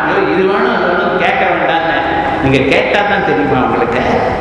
உங்களை படைச்சவங்கன்னா அவங்கள நீங்க ஒன்றும் கேட்காம இருந்தாலே எந்தெந்த சமயத்தில் உங்களுக்கு என்ன வேணும், ஒரு நல்ல குருவை காமிச்சு இந்த ஜென்மாவிலேயே பிறவி இல்லாத முடிச்சுக்கக்கூடியதான ஒரு தத்துவத்தை கொடுப்பார். எனக்கு ஏதோ ப்ரமோஷன் வேணும், உத்தியோகம் வேணும், 1 லட்ச ரூபாய் வேணும்னு கேட்டால் அவ்வளோதான் கிடைக்கும். எதையும் கேட்க வேண்டாம். எல்லாத்தையும் தயவு சம்ஸ்மரணா பும்சாம், அவளை நினைச்ச மாத்திரத்தினாலேயே மனுஷாளுக்கு சர்வதோ ஜெயமங்கலம் அப்படின்னு ஏற்படக்கூடியதான் ஸ்வரூபம். சிதானந்தம் லம்பம் சாம்பம் சிவமதி விடம்பம் ஹிருதி பஜே. ஆமா, அந்த பரமேஸ்வரனை அடையணும்னா பேசவே படாதுங்கிற, பேசாத போனால் எப்படி லௌகிகமான காரியம் ஆகும்? மனசு நிற்கிறதுக்கு பேசப்படாதுங்கிற, பேசாத போனால் ஒன்று ஆக மாட்டேங்கிறது. இந்த வரப்பா பேசாதுன்னு என்ன அர்த்தமோ, அனாவசியமாக பேசாது. மணிக்கணக்கில் தர்க்க சாஸ்திரம் வாசிட்டு சொல்லிட்டு இருக்க பார்த்தீங்களா. புகையிருந்தா நெருப்பு இருக்கணும். நீ சொன்ன போறாதோ ஹே சமானாதிகரணம் அத்தியந்தாபாவ அபரஜீவி சாத்திய சமானாதிகரணி பிரதியோக வேதிகரணத்துல என்ன விவகாரம்? இப்படி மணிக்கணக்காக பேசணும். நீ இப்படி சொன்ன இங்கே தப்பு வருது, அங்கே வந்தா தப்பு வருது, இப்படியே அதி வியாப்தி அவ்வியாப்தி இப்படின்னு கேட்டு கேட்டு பொழுதெல்லாம் போக்கின்னு இருக்க பார்த்தீங்களா. நஹி நஹி ரக்ஷதி டுக்ரிங்கரணே சம்பிராப்தே சந்நிஹிதே காலே நஹி நஹி ரக்ஷதி டுக்ரிங்கரணே. யமதன் ராஜா எதிர்க்க வந்தாச்சு. இப்போ எந்த தாத்துவிலேருந்து எந்த சப்தம் வருதுன்னா, நீங்கள் எது வருதோ அவர் ஆட்சியில் போயிடுவார்னு விவகாரம் என்ன. எப்போ நீங்கள் என்ன பண்ணணும், இந்த ஜென்மாவில் கற்றுக்க வேண்டியதுதான் சாஸ்திரங்கள். ஆனால் இந்த சாஸ்திர வாசனை எல்லாம் போகணும். ஒரு நாளைக்கு நம்ம அந்த நிலையை வரணும். எந்த நிலை? சாசாம்பவி ஸ்புரதுகாபி மமாப்பியவஸ்தா. அந்த சாம்பவி நிலை எனக்கு வரட்டும். எஸ்யாம் குரோஸ் சரண பங்கஜமேவ லப்யம். எனக்கு அந்த குருனுடைய பாத பத்மங்களை தவிர அவர் ஒன்றும் தெரியாத நிலை வரட்டும்னு பிரார்த்திக்கிறது சாஸ்திரம். அப்படி இது வேணும் அது வேணும் வேண்டாம். கடோவா மிருத்பிண்டோவா பியணுரபித தூமோக்னிரஜலஹ படோவா தந்துர்வா பரிஹரதி கிம் கோரசமனம். மண்ணிலிருந்து குடம் வந்ததா? மண்ணு குடம் வேறையாதனா? மண்ணு வேற குடம் வேறையா? இதை வச்சு மணிக்கணக்காக பேசு. மண்ணு வேற குடம் வேறையா இருக்குமே, மண் குடம்னு ஏன் சொல்ற சார்? குதிரையானு சொல்றல. ரெண்டு வெவ்வேறையா இருந்ததுன்னா அது ரெண்டும் சேர்த்து சொல்ல மாட்டேங்களோ இல்லையோ? மண்ணு குடமும் வெவ்வேறையா இருந்ததுன்னா மண் குடம்னு எப்படி சொல்வேன் சார்? ரெண்டும் ஒன்று தானே. ரெண்டும் ஒன்றா இருக்குமே. ஏன்னால் ஏன் 2 வேர்டு யூஸ் பண்ணுறேன்? மண்ணுன்னு சொன்னால் போருமே. அதான் குடத்தோட அபேதமாக என்ன பண்ணுறதுன்னு புரியல. என்ன ஆனால் ஊரில் இருக்கிறவங்க மண் குடம்னு சொல்கிறோம். மண்ணே குடமா, மண்ணை விட குடம் வேறையா, எந்த இதுன்னு சொல்ல தெரியலையே. கடோவா மிருத்பிண்டோவா பியணுரபிச்சா. இது உலகங்கள்லாம் எப்படி உண்டாச்சுன்னா, உனக்கு எதுக்கு பார்த்து கேட்டேன். இல்லை தெரிஞ்சுக்க வேண்டாமா அப்படின்னு ஒருத்தர் சொன்னார். இருந்தா போல பெரிய சத்தம் வந்தது, அதுல இருந்து உண்டாச்சுனர். சப்த இது சேத்னா அத பிரபவாத். வியாசர் எழுதுறார் பிக் பேங் தியரி.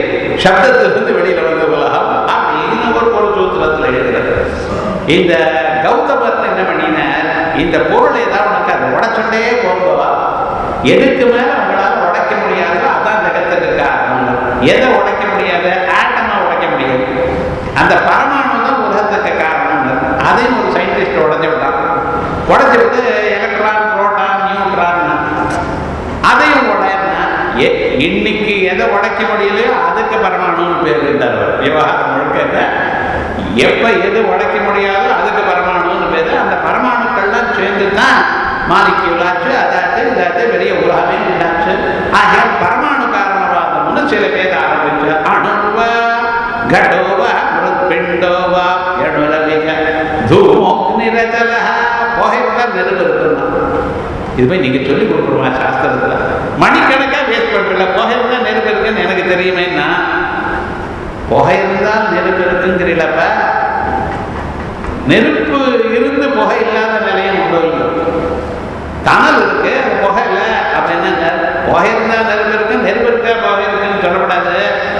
ஏன் தெரியுமானா, பழுக்க காய்ச்சல் இரும்புல நெருப்பு இருக்கு, ஆனா புகை இல்லை.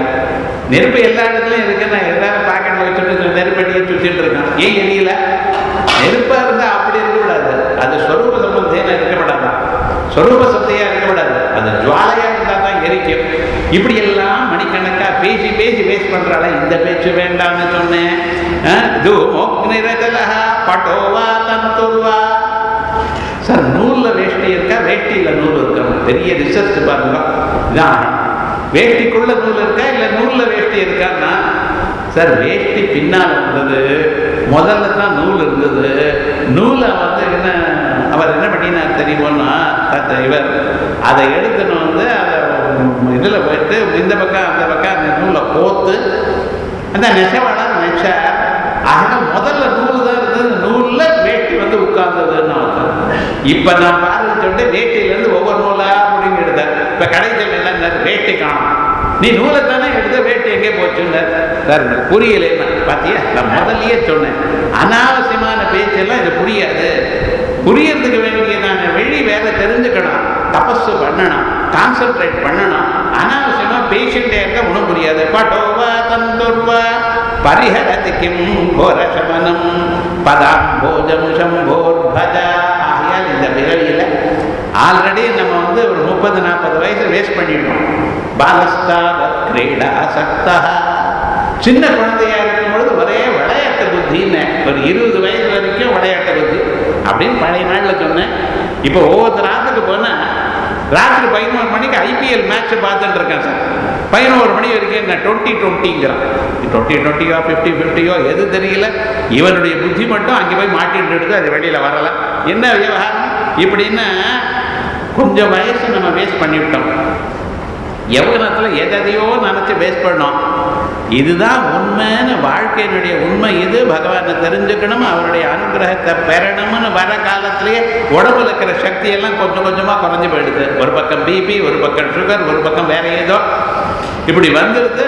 அதை சீரியஸாக எடுத்துக்க முடியாத நிலை வந்துடுது. பார்த்தேடா, வேண்டாம் பதம் போஜம் சம்போ பஜ பரம சௌக்கியம் பிரஜ சுதி. புத்திசாலியாக இருக்கிற நீங்கள் இதுதான் பண்ணணும். அனாவசியமான வார்த்தையை குறைங்க, மனசை நிறுக்கிறதுக்கு கொஞ்சம் கொஞ்சமாக நிறுத்தத்துக்கு ட்ரை பண்ணுங்க. இந்த ஜென்மாவில் பகவானை அடையணும், அடையிறதுக்கு முயற்சி பண்ணுங்க. அதோட இல்லாமல் நம்ம பகவானுக்கு என்ன கொடுக்கறதுன்னு யோசனை பண்ணி பார்க்குறாரு. நம்ம ஏதோ ஒன்று கொடுக்கணும் இல்லையோ அவருக்கு, அவர்கிட்ட இல்லாமல் இருக்கு. இதனால் நம்ம கொடுக்கணும்னா சாதாரணமாக பாருங்க, ஒரு கல்யாணம் நடக்கிறது, பத்திரிக்கை வச்சா போகணும். போனால் நமக்கு ஒரு டவுட் வருது, என்ன ப்ரெசன்டேஷன் கொடுக்கறது? இது கல்யாணம் தானே, சரி ஏதோ ஒன்று கொடுக்கல. என்ன எல்லாரும் வேஷ்டி கொடுத்தா எப்படி இருக்கும்? எல்லாரும் ஒரே மாதிரி கொடுத்தா என்ன? இது கொடுக்கணும் தெரியல, எதை கொடுத்தா நல்லா இருக்கும்னு யோசனை பண்ணி பண்ணி பார்க்கலாம். கடைசியில் ஷேவிங் செட் வாங்கி கொடுத்தான். கல்யாணத்துக்கு வரப்ப என்னடா யூஸ்ஃபுல்லாக பண்ணணும் சார், மொத்தம் குப்பை கூடையை வாங்கி கொடுத்தான். இது நன்னா இருக்கா இல்லையே, என்னத்தான் கொடுக்கறது தெரியலையே நமக்கு அப்படின்னு யோசனை பண்ணிட்டு அவருக்கு எது உதவுமோ அது கொடுக்கணும் அப்படின்னு நினைச்சிட்டு ஒரு கல்யாணத்தில் 32 குக்கர் வாங்கி கொடுத்தா. தவாவா நினைச்சு, என்ன குக்கர் தான் எல்லாரும் பிடிக்கும், அவங்க அம்மா வாங்கி கொடுக்க மாட்டாங்க குக்கர். விவகாரம் என்னன்னா இல்லை, அந்த அம்மா என்னன்னா இனிமேல் கடை வைக்க வேண்டியதுதான்டா. இப்பவே எவ்வளவு வந்திருக்கு, சட்டியத்தை பொறுத்துக்கு எத்தனை குக்கர் வரும்போது தெரியலையே. இப்படி எல்லாரும் யூஸ்ஃபுல்லான ஐட்டம் கொடுக்கணும்னு நினைச்சா இது நடக்குமா? என்ன பண்றது? பரமேஸ்வரா, நான் என்ன கொடுப்பேன்ப்பா உனக்கு ஒன்றும் தெரியலையே. கரஸ்தே மாத்ரோ, நீங்க கையில தங்க மலையை கையில வச்சுட்டு திரிபுர சம்ஹாரம் பண்றதுக்காக மேரு பர்வத்தை கையில வச்சுட்டாங்க. மேரு பர்வத்துமே அம்பா வந்தது, அவருக்கு வில்லா வந்தது. ஆகையால் கரஸ்தே மாத்ரோ கிரிஷ நிகடஸ்தே தனபதோ. அந்த பரமேஸ்வரனுக்கு ஃப்ரெண்டு யார் தெரியுமா? குபேரன். இவர் கையில ஒரு பைசா வச்சுக்க மாட்டார். இப்பெல்லாம் யாரும் பாக்கெட்ல வச்சுக்கல. பார்த்தா என்னடா, ஏடிஎம் கார்டை தான் வச்சுட்டு இருக்கான். இப்போ என்னடா, ஏடிஎம் கார்டு யூஸ் பண்ணா 100 ரூபாய் சார்ஜஸ் அவாவா இதை இன்க்ரீஸ் பண்ணிவிட்டார். விவகாரம் முழுக்க காலமே பேங்க்ல போனால் சொன்னான், ஏடிஎம் கார்டுக்கு 100 ரூபாய் சார்ஜ் சார், புதுசாக ஆரம்பிச்சிருக்கோங்கிறான். என்னமோ பண்ணிட்டு இருக்கட்டும். இவன் என்னடா கேட்கல சார்ஜ், எனக்கு பயமே இல்லைன்னு ஆனந்தமா இருப்பேன், எந்த திருடனும் என்ன ஒன்றும் பண்ண முடியாது அப்படின்னா சரிடா பண்ண. என்ன பரமேஸ்வரனுடைய அனுகிரகம் இருந்தால் தான் நான் வாழ்க்கையில் நடக்கும். இவர் பாட்டுக்கு ராத்திரி 11 மணிக்கு எப்படி போயிட்டு இருக்க, 4 பேர் சொல்லுண்டா என்ன ஆச்சுங்க, பிடிச்சுட்டு கத்திய காமிக்கா, என்ன வேணும்பா, என்ன ஆச்சுங்க, போய் காசை எடுத்து கொடுக்கலாம்.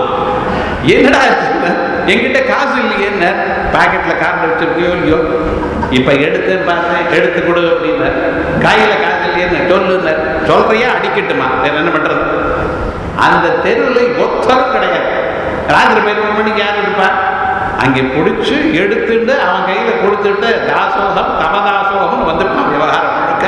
அதனால உம்ம காசு சௌக்கியமா இருக்கணும்னு ஈஸ்வரானுகிரகம் இருந்தால் ஒழிய நான் அப்படி வச்சுக்கிறேன் இப்படி வச்சுக்கிறேன் ஒன்றும் பிரயோஜனம் இல்லைன்னு. அந்த மாதிரி விவகாரம் என்ன, எங்க பரமேஸ்வரன் கையில காசை வச்சுக்க மாட்டார். ஏடிஎம் கார்டெல்லாம் ஒன்றும் கிடையாது அவருக்கு. அவர் என்ன சொல்வார், யாராவது ஒரு பக்தர் பரமேஸ்வரனை தியானம் பண்ணினானே ஆனால், பரமேஸ்வரன் நினைத்தாரே ஆனால் என்ன பண்ணுவார், அப்படி பாப்பார். யார, குபேரன். அவர் என்ன நவநிதி வச்சிருக்கார், 9 வைப்பு பெரிய பெரிய குடத்துல. அவருடைய என்ன விவகாரம்னா, அந்த கையில இருந்து அப்படி எடுத்ததுமே மறுபடியும் ஃபுல்லாகிடும். தங்கத்தை நிறைய வச்சிருக்கார் குடத்துல, அப்படி எடுத்ததுமே மறுபடியும் குடம் ஃபுல்லுன்னு. அப்படி 9 நிதி வச்சுட்டு இருக்கார். சங்கநிதி, பத்மநிதி, சுதாநிதி அப்படின்னு 9 நிதிக்கு தனித்தனியா வேதங்கள் சொல்லியிருக்க. அப்படிப்பட்டதான ஐஸ்வர்யம் இருக்கக்கூடியதான அவரை கையில் அப்படியே கண்ணால பாப்பா எல்லாம். ஆகையா அந்த பரமேஸ்வருக்கு என்ன கொடுக்க போறேன்னு சொல்லுங்க பார்க்கலாம். நீ கடஸ்தே பார்த்தா குருஹஸ்தே, அவர் இருக்கக்கூடியதான கைலாசத்துல ஸ்வர்பூஜாமரசுரபி சிந்தாமணிகணே. காமதேனு, கல்ப விருட்சங்கள், நீப விருட்சங்கள், கதம்ப விருட்சங்கள் அத்தனையும் அங்கே இருக்கா. அவர் ஆத்துக்காரி அம்பாள் இருக்காடு. அந்த அம்பாள் இருக்கிற இடம் என்ன தெரியுமோ, இந்த செவரெல்லாம் சிந்தாமணியில கட்டியிருக்கான். ஒரு பொண்ணும் சிந்தாமணின்னு இப்படி இந்த ப்ளூ டைமண்ட் சொல்றது பார்த்தா அது மாதிரி. அதோட விவகாரம் என்னன்னா, கையில போட்டுட்டேன்னா எப்ப எது வேணும்னாலும் அந்த காட்டும். ஒரு 10 ஜென்மாக்கு முன்னால் நான் எப்படி இருந்தேன் அப்படின்னு நினைச்சு அதை பார்த்தேன்னா, ஒரு குரங்கோ ஒரு கழுதையோ அங்கே வந்து நிற்கும். அப்படி இருந்து 10 ஜென்மாக்கு முன்னால் விவகாரம் என்ன.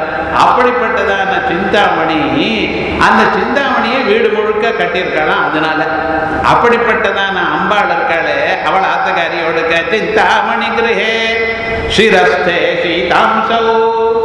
நமக்கு ஏதோ ஏசி போட்டுக்கணும் அப்படி இப்படிங்கிறன்னா, பரமேஸ்வரன் தலையில எப்பொழுதும் கங்கா மாதா இருந்துட்டு ஸ்ரீரஸ்தே சீதாம்சோ சரணயுகளஸ்தே அகில சுபே. அவருடைய பாதம் இருக்கு, அந்த குஞ்சித்த பாதம், அந்த காலை வளர்ச்சி அப்படி காமிக்கிறார். இந்த சிதம்பரத்தில் போய் பார்த்தேடா, தன் கால் பாதத்தை அப்படியே கையால காமிக்கிறார். என்னென்ன உன் வாழ்க்கையில் நீ நல்லது அடையறதுக்கு வழி இங்கப்பா இருக்க.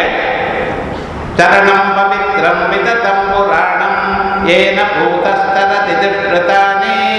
சரணம் பவித்ரம், இதோ இந்த பாதம் தான் பவித்திரமானது.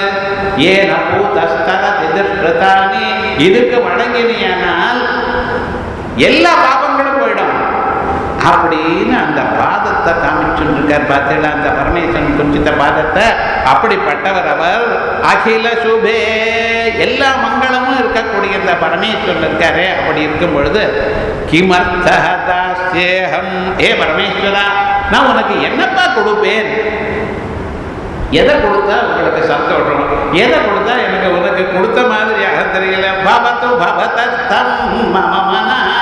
பரமேஸ்வரா, நான் ஒண்ணுதான் சொல்றேன், என்னுடைய மனசை தர. என்ன, அது என்னால தாங்க முடியல. அட்லீஸ்ட் நான் கொடுத்தா எனக்காவது, உமக்கு எதை கொடுத்தாலும் போடாது, எதை கொடுத்தாலும் சரி வரல. ஆனா அட்லீஸ்ட் என் மனசை நான் கொடுத்தேன்னு வச்சுங்களேன், அப்ப என்ன ஆகுனா நானாவது சௌக்கியமா இருக்கேனப்பா. ஆகையால் ஒன்று சொல்றேன், என் மனசை உனக்கு கொடுத்துட்றேன். இந்த மனசு இங்கே அங்கே ஓடிட்டு இருக்கு, அதை பத்தி என்ன கண்ட்ரோல் பண்ண முடியலையே. ஆகையா என்ன பண்றேன், இந்த மனசுங்கிறது குரங்கா இருக்கப்பா. ஆகையால் என்ன பண்றேன், இந்த குரங்கை உங்ககிட்ட கொடுத்து விடுறேன். திருடம் பத்வா பக்தியா, பக்தி எனக்கூடியதான கயர்னால இந்த குரங்கை கட்டிட்டு நீங்க உங்க ப்ரொஃபஷனுக்கும் உபயோகப்படும். என்னன்னு அவர் பிச்சைன்னு எடுத்துட்டு இருக்கார். அந்தந்த ஆத்துல போய் நீங்க பிச்சை எடுத்துட்டே இருந்தேன்னா, இந்த வெறுமனை பிச்சை கூட நின்னா நன்னா இருக்காது, போர் அடிக்கும். ஸோ நீங்கள் என்ன பண்ணுங்க, என் மனசுங்கிற குரங்களை வச்சுங்க, நான் பக்திங்கிற கயிறை கட்டி உங்கள் கையில் கொடுத்து விடுறேன். இப்போ என்ன பண்ணுங்க, நீங்கள் அந்தந்த வீட்டுக்கு போய் இதை காட்டிகிட்டே இருந்தேன்னா அந்த குழந்தைகள்லாம் ஓடி வருவா. இது இந்த குரங்கை ஆடுறத ஒரு 10 நிமிடம் பார்ப்பா. அந்த ஆத்து மாமி என்ன பண்ணுவா, பாவம் இவர் வந்து குழந்தைகளை பார்த்துட்டா, ஏன்னா குழந்தைகள் வெளியில் போகாமல் இங்கே இருக்கிறது வேடிக்கை பார்த்துட்டு இருந்தார், இவர் கவனிச்சுட்டான்னு சொல்லிட்டு உங்களுக்கும் போடுவா, ஏதோ பிச்சை போடுவா, நீங்களும் சௌக்கியமாக இருக்கலாம், மனசு மாணவரும் நானும் சௌக்கியமாக இருப்பேன், ஆகையால் பெட்டர் நான் இந்த குரங்கு உங்களுக்கு கொடுத்துட்றேன், மன குரங்கு உங்களுக்கு கொடுக்குறேன் அப்படின்னு பிரார்த்தனை பண்ணாரா. அப்படி விசேஷமாக ஒரு ஸ்லோகத்தை சொல்லி மகத்தத்வமிதத்தோ கிரிஜபோ மையேவ வாசம் குரு, ஹே பரமேஸ்வரா ஒரு ரிக்வெஸ்டப்பா, என்னன்னா இனி அங்கேயும் போகாதுங்க, நீங்க என் இதயத்துக்கே வந்திருக்கோம். ஏன்னா சுவாமின் ஆதிகிராத மாமகமன காந்தார சீமந்தரே, நீங்க முதல்ல இந்த வேடம் வேஷம் போட்டது யாருன்னு எங்க பரமேஸ்வரன் தான். அந்த பரமேஸ்வரன் தான் முதல் கொயவர். எங்க நம குலாலேபியா நம கர்மாலேபியா, முதல்ல எல்லா விதையும் அங்கிருந்து தான் வந்ததுன்னு. அத்தனை ஆட்டம் பரமேஸ்வரன் இடத்துல தான் வந்தது, அத்தனை தியாகங்களும் பரமேஸ்வரன். நம்ம தினந்தோறும் ருத்ரன் சொல்றோம் பார்த்தீங்களா, அதனுடைய அர்த்தத்தை வாச்சோன்னா அவ்வளவு விஷயம், சகல வேதாந்த அர்த்தம் அது.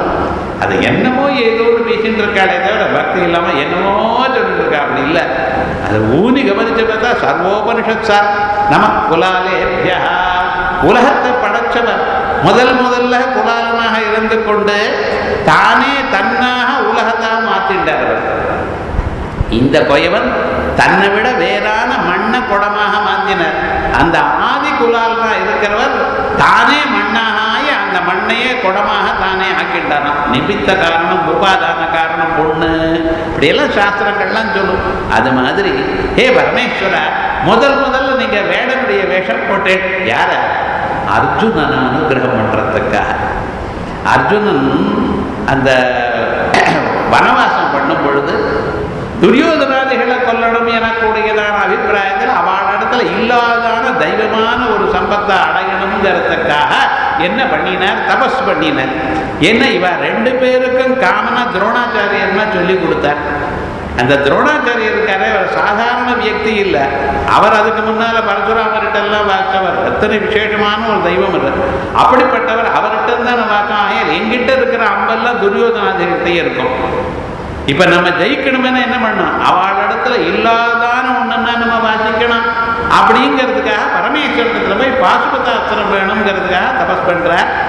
1 வருஷம் தபஸ் பண்ணினார். இதை நியாயமா பார்த்தோம்னா தர்மராஜா தான் 12 வருஷமோ 1 வருஷம் அஜ்ஞாதமா சின்சியரா எல்லாம் காட்டிலேயே இருந்தது. எங்க இவாள்லாம் என்னன்னா நடுநடுவில் இந்த அர்ஜுனன் அப்படி போறது, தபஸ் பண்றேன்னு போயிடுறது, கட்டங்கள் ஜாஸ்தி அனுபவிக்கலன்னு பரமேஸ்வரனுடைய தபஸ் பண்ணணும்னு போயிட்டார். சரி, போனதுமே 1 வருஷம் தபஸ் பண்ணினார். பரமேஸ்வரன் இவரை அனுகிரகம் பண்ணணும்னு வந்திருக்க. வரும்பொழுது என்ன பண்ணினார்? இவர் தபஸ் பண்ணும் பொழுது தன்னுடைய காண்டீவத்தை கையிலேயே வச்சுட்டு தபஸ் பண்றார். பக்கத்தில் வச்சுட்டு தபஸ் பண்றவருக்கு வில்லு இருக்கு சார். தபஸ் பண்றதுக்கு ஏதோ கையில தர்மம் இருந்து முன்னால பஞ்சபாத்திரம் வந்தா போறாதோ? இல்லை எப்போ அப்படின்னு நினைச்சுட்டு தபஸ் பண்றதுக்காக பக்கத்தில் வச்சுட்டு இருக்கார். இவரை பார்த்தாராம் பரமேஸ்வரன். இவரை ஒரு வழி பண்ணணும்னு நினைச்சுட்டு அந்த பக்கத்துல இருந்து ஒரு பன்னியை அனுப்பினார். பன்னியை அனுப்பினா என்ன பண்ணினா, இது வந்து முற்றத்துக்கு வருது, கையில வில்லு எடுத்துட்டு ஒரு அடி அடித்தான். அந்த அம்பானது நேர போய் இங்க வந்து பன்னி மேல விழுந்தது. அதே சமயத்துக்கு அங்கிருந்து இன்னொரு அம்பு வந்து விழுது. 2 அம்பும் ஒரே சமயத்துல விழுந்ததுமே அந்த பன்னி பிராணன் விட்டுடுது. இங்கிருந்து இவர் வர வந்து எம்பானம் தான் முதல்ல அதை தாக்கிதான். ஆகையால் அது பனி என்னுடையதுங்கிறது. சும்மா இருக்கலாமோ இல்லையா அர்ஜுனன்? இவனுக்கு தபஸ் பண்றவனுக்கு பன்னியோட என்ன காரியம்? ஏதாவது வந்தது, அதுக்காக காப்பாத்துக்கிறதுக்காக தன்னை காப்பாத்துக்காக அம்பு போட்ட சரியா போயிடுது. ஆனா இது சொன்னதுமே எம் அம்பு தான் முதல்ல விழுந்ததுன்னு நான் அப்படி பார்க்கலையே, என் அம்பு தானே விழுந்தது அப்படின்னா, இல்லை இது நம்ம தானே. இவ 2 பேருக்கும் பைத்தியம் ஆரம்பிச்சு. எனதுங்கிறதுனால எனது தான் முன்னால, இது எனக்கு தான் சொந்தம்னார். தபஸ் பண்றவனுக்கு பன்னியோட என்ன அகங்காரம் விடலை. 2 பேரும் சேர்ந்தா பன்னியை விட்டா 2 பேரும் ஒருத்தர் சண்டை போட ஆரம்பிச்சாங்க. என்னடா ஆச்சுன்னா 1 மாசம் விடாம சண்டை நடந்தது. காலம் இருந்து சாயங்காலம் வரைக்கும் ஒரே சண்டை நடந்துட்டே இருக்கு. அர்ஜுனன் என்ன ஆயிடுச்சுன்னா ரொம்ப டயர்டு, தோத்து போகல, ரொம்ப டயர்ட் ஆயிட்டார்.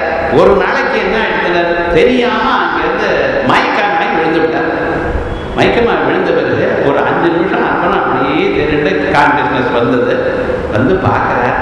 பார்த்தா எதிர்க்க பரமேஸ்வரன் நிற்கிறார். ஆடாடா, நான் என்னமோ நினைச்சேனே, நீங்க தானே, எந்த பரமேஸ்வரனுக்காக குறித்து நான் தபஸ் பண்ணிட்டு இருக்கேனே அப்படின்னு அந்த பரமேஸ்வரன் பார்த்தார். உனக்கு அகங்காரம் இருக்கிற வரைக்கும் நான் தர்சனம் கொடுக்கல, இனிமேல் என்னால் முடியாதுன்னு நினைச்சோட பிசிக்கலா எல்லாம் குறைஞ்சு போயிட்டு அப்புறம் தர்சனம் கொடுத்துருக்கேன்ப்பா அப்படின்னு சொல்லி பாசுபதாஸ்திரத்தை கொடுத்தாரா. கொடுத்தார். அதுக்கப்புறம் அதை வச்சுட்டு ஜெயிச்சா பாண்டவனே அந்த கதை ஆயிடுதுங்க. ஆனால் இங்கே விவகாரம் என்னென்ன, முதல்ல வேடனுடைய வேஷத்தை போட்டது யார? எங்க பரமேஸ்வரன். வேதத்திலேயே இந்த கதையெல்லாம் சொல்லியிருக்கு. ஆகையால் மகச்சத்வமிதஸ்ததோ கிரிசபோ, ஹே பரமேஸ்வரா, இங்கேயும் எங்கேயும் காட்டுக்கு போக வேண்டாம், மையேவ வாசம் குரு, என்னுடைய மனசுலயே நீங்க இருந்தோ. என்ன சுவாமின் ஆதிகிராதா, ஹே பரமேஸ்வரா, மாமகமன காந்தார சீமாந்தரே, என்னுடைய மனசு எனக்குடையதான காட்டுக்குள்ள வர்த்தந்தே பகுசோ முருகாக, 1 2 எத்தனையோ மிருகங்கள் இருக்குன்னு. என்ன ஆசை, கோபம், மதம், மாத்சரியம், பொறாமை எத்தனை இருக்கு தெரியுமோ? நமக்கு தெரியல. எனக்கு அப்படி எல்லாம் ஒன்றும் இல்லைன்னு, நான் சுத்தமா இருக்கேன். அப்படிதான் உங்க மனசு உங்களுக்கு சர்டிஃபிகேட் கொடுக்கும். இன்னொருத்தரை கேட்கணும்னு விவகாரம் என்னென்ன, இல்லாத பொருளை எத்தனை துணி இருந்தாலும் இன்னொன்று வேணும்னு ஆசை, எத்தனை பொருள் இருந்தாலும் இன்னொரு பொருள் வேணும்னு ஒரு ஆசை. பாருங்க, கடைக்கு போயிட்டே இருக்கும். அந்தந்த ஊருக்கு போய் அந்த என்ன பார்த்தேன், மாலை சுற்றி பார்த்தேன், வேற என்ன இருக்கு, அது இந்த தெருவில் இந்த ஊர்லேயே ரங்கநாதன் தெருவை பார்த்தா போறாதா? விவகாரம் முழுக்க என்னடன்னு அவ்வளவு காலெல்லாம் வலிக்கிற அளவுக்கு சுற்றி சுற்றி பார்க்குறோம். என்ன விசேஷம் இருக்கு? ஐலண்ட் டவுனில் எக்ஸிபிஷன் இருக்கு. நான் 3 நாள் போகிறோம் வரிசையா. என்ன அப்போ தான் கம்ப்ளீட் பண்ண. அதை பார்த்து ஏதாவது புண்ணியம் உண்டா, புருஷார்த்தம் உண்டா? அந்த சுற்றுறதுக்கு பரமேஸ்வரனுடைய கோவிலில் போய் சுற்றினாலும் கபாலீஸ்வரனை சுற்றினாலும் புண்ணியம் வரும். இது விவகாரம் என்னடா? இப்படி இந்த ஆசை போகிறதா மனுஷனுக்கு? ஆசை தடுக்கப்பட்டா என்ன எப்படி நினைச்சனோ அப்படி நடக்காத போனால் கோபம் வருதா இல்லையா? நான் எனக்குடையதான அகங்காரம் இருக்கா இல்லையா? வர்த்தந்தே பகுஷா மிருகாஹ மதஜுஷா மாத்சர்ய மோகாதய தான்ஹத்வா, அவைகளை கொண்டுட்டு எனக்கு நல்லது பண்ணவா முருகையா வினோத ரசிதா லாபஞ்ச சம்பத்யசி. அப்பா, இந்த வாழ்க்கையில் நான் என்னென்னமோ தப்பு தண்ட காரியங்கள்லாம் பண்ணிட்டு இருக்கேன். நித்தியம் சோதர போஷணாய சகலானுத்திய வித்தாதயா, இந்த வயரை ரொப்பதுக்காக என்னென்ன காரியம் பண்ண வேண்டியதா இருக்கு. நித்தியம் சோதர போஷணாய, என்னுடைய உதரத்தை ரொப்பணுங்கிறதுக்காக சகலானுத்திய வித்தாசயா யர்த்தம் பர்யடனம் கரோமி, இங்கு அங்கே சுற்றிட்டு இருக்கேன். பாருங்க, பொம்பாயில் போனேன்னா காலமே 5:30 மணிக்கெல்லாம் கிளம்பிடுறான். 10 மணி ஆஃபீஸுக்கு ட்ரெயினே இங்கே போய் அங்கே போய் நான் விட்டு அவஸ்தப்பட்டு மறுபடியும் ராத்திரி அங்கே 6 மணிக்கு கிளம்பினேன். ராத்திரி 11 மணிக்கு வர்றான். நித்தியமும் சோதர போஷணாய, தினந்தோறும் இதே கதை. என்ன ரிட்டையர் ஆகிற வரைக்கும் அப்பொழுது கஷ்டப்பட்டு பணத்தை சம்பாதிக்க வேண்டிய வியர்த்தம் பர்யடனம் கரோமி பகவத் சேவா ந ஜானே விபோ, எனக்கு பகவானை ஸ்தோத்திரம் பண்றதுக்கு கூட டைம் இல்லை சார், ஜபம் பண்றதுக்கு கூட டைம் இல்லை. மஜ்ஜன்மாந்தர புண்ணிய பாகவதா துவம் சர்வ சர்வாந்தர, இருந்த போதிலும் எந்த பிறவியில் எந்த புண்ணியம் பண்ணினேனோ தெரியலையே, என்னுடைய இதயத்தில் நீங்க இருக்குன்னு சொன்னான். நான் பார்க்கல. மஜ்ஜன்மாந்தர புண்ணிய பாகவதா பாகவதா பலதா துவம் சர்வ சர்வாந்தர திட்டத்யேவஹி தேன வா பசுபதே தே ரக்ஷணியோஸ்மியம். அதனால தான் நான் ஒன்று சொல்கிறேன், என்னை காப்பாற்ற வேண்டியது உங்களுடைய பொறுமை, உங்களுடைய பொறுப்பு. அவசியம் என்னை காப்பாற்ற, வேற ஒன்றும் உங்களை கேட்க முடியாது அப்படின்னு பிரார்த்திக்கிறேன். அடுத்ததாக 61வது ஸ்லோகம் சிவானந்த லஹரிக்கே ரொம்ப முக்கியமானது. சிவானந்த லஹரி கேட்டோன்னா பக்தின்னா என்னது, டெஃபினிஷன் ஆஃப் பக்தி. நம்ம விவேக சூடாமணியில் பார்க்கும்பொழுது பார்த்தேன், ஸ்வஸ்வரூபானுசந்தானம் பக்திரித்யபிதீயதே ஸ்வாத்மதைக்கியானுசந்தானம் பக்திரித்யபரே ஜகோ அப்படிங்கிறால. அதே மாதிரி பக்தியை பற்றி, பக்தின்னு என்னது இங்கே சிவானந்த லஹரியில் தான் ஆச்சாரியால் சொல்லியிருக்கார். 61வது ஸ்லோகம் அங்கோலம் நிஜ பீஜ சந்ததிரயஸ்காந்தோ பலம் சூச்சிகா சாத்வி நைஜ விபும் லதாட்சிதிரஹம் சிந்து சரித்வல்லபம் பிராப்னோத்யேஹ ததா ததா பசுபதே பாதாரவிந்தத்வயம் சேதோ விருத்திருபேத்ய திஷ்டதி சதா சா பக்திரித்யுச்யதே. அங்கோலம்னு ஒரு மரம், அதனுடைய விதைகள்லாம் பழங்கள்லாம் கீழே விழுந்துடும். விழுந்த பிறகு என்னாச்சுன்னா கொஞ்ச நேரம் ஆனப்புறம் அந்த பழங்கள்லாம் மறுபடியும் போய் அந்த மரத்திலேயே ஒட்டிக்கும். அந்த மரத்தை விட்டு போகாதான். கீழே விழுந்த பிறகு என்னாச்சு, அது மறுபடியும் கொஞ்சம் கொஞ்சமாக நகர்ந்து வந்து மறுபடியும் அந்த மரத்துக்கே ஒட்டிக்கிறது. அங்கோலம் நிஜ பீஜ சந்ததி. அதே போலயே காந்தக்கல், அந்த காந்தக்கல் வந்து பக்கத்தில் இருக்கிற இரும்பு தானா வந்து ஒட்டிக்கிறதா. அயஸ்காந்தோ பலம் சூச்சிக சாத்வி நைஜ விபும். ஆத்துக்காரர் வெளியில போனாரு, ஏனால் எப்போ வருவாரோ அவர் போய் சாப்பிட்டு வந்துடுவார். இந்த மாதிரி சாப்பிடாம காத்துட்டு இருப்பார். விவகாரம் இன்னும் வரலையே, என்ன ஆச்சோ, எங்கே போனாரோ, செல்போனும் மறந்து வீட்டில் வச்சுட்டு போனாரே, கஷ்டப்பட்ட வரணுமே, வெயிலில் சுத்திட்டு வராரே, உடம்பு என்ன ஆறுதோ, என்ன சுவாமினர் அதை எதிர்பார்க்கிற அளவு. இதுதான் பக்தின்னு பேர். சாத்வி நைஜ விபும் லதாட்சிதிருஹம். ஒரு கொடி இருக்க, அது என்ன பண்ணுமா, பக்கத்தில் இருக்கிற மரத்தை அப்படியே சுத்திக்கிறதா, அதை விடாம சுத்திக்கிறது. அப்படி பாதாரவிந்தத்வயம் பிராப்னோதி சிந்து சரித்வல்லபம். இந்த நதிகள்லாம் இருக்கு பார்த்தீங்களா, கொஞ்சம் கொஞ்சமா வந்து ஓடிட்டே இருக்கு சார். என்னைக்கு நதி பிறந்ததோ அன்னையிலேருந்து ஓடிட்டு இருக்கேன். சமுத்திரத்துக்கு பேரலா ஓடுறது, ஆயிரக்கணக்கான மைல் ஓடுறது.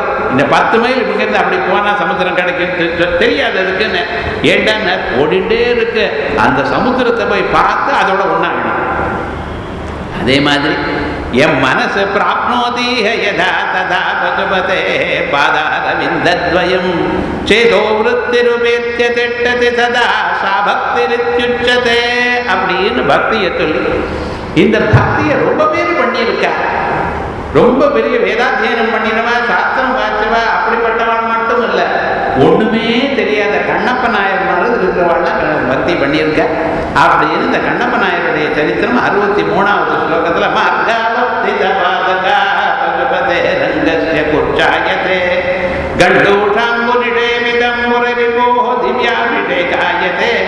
கிஞ்சித் பட்சித மாம்சேஷ கபலம் சத்யோ வனவ்யோ வஹாராயதே பக்திம் ந கரோத்யஹோ வனகரோ பக்தாவதம் சாயதே. அப்படின்னு கண்ணப்ப நாயனார் காட்டில் இருக்கிறவர், வேடன், ஒன்றும் தெரியாது, வேதங்கள் வாசிக்கல, சாஸ்திரங்கள் வாசிக்கல, ஒன்றும் தெரியாது, சிவனை பற்றி தான் தெரியும். அந்த பரமேஸ்வரன் எப்பொழுதும் அவரை காப்பாற்றுவார். நம்ம வாழ்க்கையெல்லாம் சிவனுக்கு தான் அர்ப்பணம் பண்ணணும் என்று கருதி தினந்தோறும் ஏதாவது ஒரு மிருகத்தை வேட்டையாடி, அந்த வேட்டையாடுற மிருகத்தை அந்த மாம்சத்தை பக்குவமாக்கி அங்கே பக்கத்தில் இருக்கக்கூடியதான நதியிலிருந்து ஜலத்தை 2 கையிலையும், ஒரு பக்கத்தில் இதையும் ஒரு பக்கத்தில் இதையும் எடுத்துட்டு இருக்க, 2 கையிலையும். ஆகையால் பரமேஸ்வரனுக்கு அபிஷேகம் பண்ணுறதுக்காக ஜலத்தை வாயில கொண்டு வந்திருக்கார். கொண்டு வந்து நேராக அந்த பரமேஸ்வரன்கிட்ட போய் தினந்தோறும் அந்த பரமேஸ்வரன் தலையில இந்த ஜலத்தை உம்பிடுவார். அப்படி உமிழ்ந்து இந்த புஷ்பத்தை கொண்டு வந்து அதை பூஜை பண்ணி அவர் மேலே வச்சு தான் கொண்டு வந்து தானே இந்த மாம்சம் இருக்கு பார்த்தீங்களா, அதை பாக்கம் பண்ணி அதை கொண்டு வந்து அதை கொஞ்சம் தான் சாப்பிட்டு கரெக்டாக பாக்கமாக இருக்கா இல்லையான்னு பார்த்து அதை பகவானுக்கு வச்சுட்டு போவாராம். கோவிலில் அபிஷேகம் பண்ணி அர்ச்சகர் எல்லாம் பண்ணி ரெடி பண்ணி அலங்காரம் பண்ணி அதெல்லாம் பண்ணிவிட்டு ராத்திரி திருப்பழி எடுத்து அனுப்பிச்சுட்டு அவர் போய் தூங்குறார். காலம்பரம் வந்தால் பரமேஸ்வரனுக்கு முன்னால் மாம்சம் நிற்கிறது, ரத்தமும் மாம்சமும் இப்படி இருக்குது. இப்படி ஒரு நாள் ஆச்சு, 2 நாள் ஆச்சு, பார்க்குறாரு, என்ன பண்ணினாலும் தெரியலையே, யாரா இப்படி பண்ணுறது, பரமேஸ்வரன் எல்லாம் அசுத்தி பண்ணிட்டு இருக்காளே அப்படின்னு கவலைப்பட்டு இருக்கும் பொழுது பரமேஸ்வரன் அவருக்கு தோணி சொன்னாரா, நீ என்னமோ பக்தன் நினைக்கிறாயப்பா, இல்லை, உன்னை விட பெரிய பக்தன் இருக்க, நீ வேதங்கள்னால என்ன ஸ்தோத்திரம் பண்ற, அவனுக்கு வேதம் தெரியாத போனாலும் அவன் இடத்துல பக்தி இருக்கப்பா அப்படின்னு நினைச்சு சொன்னதுமே நான் பார்க்கணும்னு ராத்திரி மரபா வந்து பார்க்கிற கணப்பனாயெல்லாம் அங்கிருந்து வரும் பொழுதே என்ன எட்டி பார்க்கும் பொழுதே வெகு தூரத்தில் பரமேஸ்வரனுடைய கண்ணிலிருந்து ரத்தம் வர தொடங்கிச்சு. இவர் பார்த்தாரா, அடாடா எங்க பரமேஸ்வரனுக்கு ரத்தம் வருது, என்ன பண்றது அப்படின்னு நினைச்சுட்டு கிட்ட வந்து ஒரு பழமொழி சொல்ற கண்ணுக்கு கண்ணை கொடுக்கணும்னு.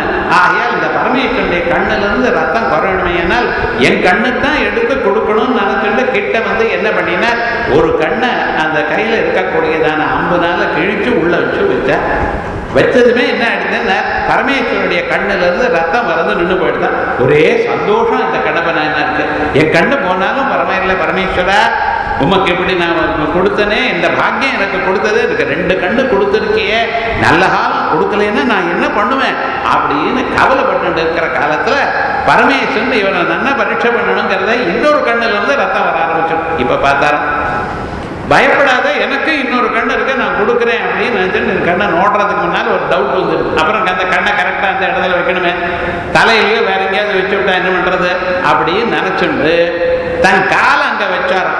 தன் அந்த பாதத்தை, அந்த செருப்போடு போட்டு இருக்கக்கூடிய இந்த பாதத்தை இந்த கண்ணு பக்கத்துல வச்சு அதை பிடிச்சுண்டு இந்த கண்ணை எடுக்க ஆரம்பிச்சாராம். பரமேஸ்வரன் பிரத்யட்சமாயிட்ட, வேண்டாம்ப்பா அப்படின்னு சொல்லி காப்பாத்தினான்னு சரித்திரம். மார்காவர்த்தித பாதுகா பசுபதே ரங்கஸ்ய குச்சாயதே. அந்த ரோட்டில் போயிட்டு அந்த காட்டில் சுட்டிட்டு கொடுக்கக்கூடியதான அந்த செருப்பு இருக்கிறதுல பசுபதே ரங்கஸ்ய குச்சாயதே கண்டூஷாம்பு நிஷேகனம். அந்த பரமேஸ்வரனுக்காக தான் வாயில கொண்டு வந்ததான அந்த ஜலம் இருக்குவதில்ல, அது கங்கா ஜலம் மாதிரி எடுத்துட்டாராம். திவ்யாபிஷேகாயதே, அதை உமிழ்ந்த இருந்தாலும் அது கங்கா ஜலத்தினால நமஸ்தே ருத்ரமன்ய பௌதோ தகிஷமே நம அப்படின்னு நீங்க அபிஷேகம் பண்ணினா என்ன திருப்தியோ அந்த திருப்தி அனுபவிச்சாரா இங்க பரமேஸ்வரன். கிஞ்சித் பட்சித மாம்ச ஜேஷ கபலம். இவர் கொடுத்ததான இந்த மாம்சம் இருக்கு பார்த்தீங்களா, அது கொஞ்சம் கடிச்சு சாப்பிட்டு மிச்சம். அந்த எச்சில இருக்கக்கூடியதான மாம்சத்தை அவர் என்ன நவ்யோபகாராயதே என்ன பக்திக்கும் நகரோதி. மனுஷனுக்கு பக்தி என்ன பண்ணாது? பக்தின்னு ஒன்று இருந்தா நான் பரமேஸ்வரனுக்கு எல்லாவற்றையும் கொடுக்கிறேன்னு எனக்குடைய நான் ஒரு எண்ணம் இருந்தா போதும். உங்களுக்கு நீங்க கொடுத்து அவருக்கு ஆக வேண்டியது ஒன்றும் இல்லை. சர்வம் அவரே உலகத்தை படைச்சார்னா நம்ம என்னத்தை கொடுக்க போறோம்? ஆகையால் ஒன்றும் கொடுக்க முடியாது உங்களால, எல்லாம் அவருக்கு சேர்ந்தது, அவர் சொத்து. நீங்களோ உங்களுடைய சரீரமோ நீங்க சொல்லக்கூடியதான வார்த்தைகளோ நீங்க சொல்லக்கூடியதான வேதமோ எல்லாமோ அவர் சுட்டி பண்ணதான பதார்த்தம். நீங்க என்னத்தை புதுசா அவருக்கு கொடுக்க போறது? அவர் காசையே கொடுத்து அவருக்கு கொடுத்தா அது சந்தோஷமா, நியாயமா அது? ஆனா ஒண்ணு, பக்தின்னு ஒண்ணு உங்க மனசுல இருந்து அது புதுசா நீங்க பண்ணது. பக்தி அவர் கொடுக்கல, நீங்க வரவழைக்கிறது. ஆகையால் பக்தி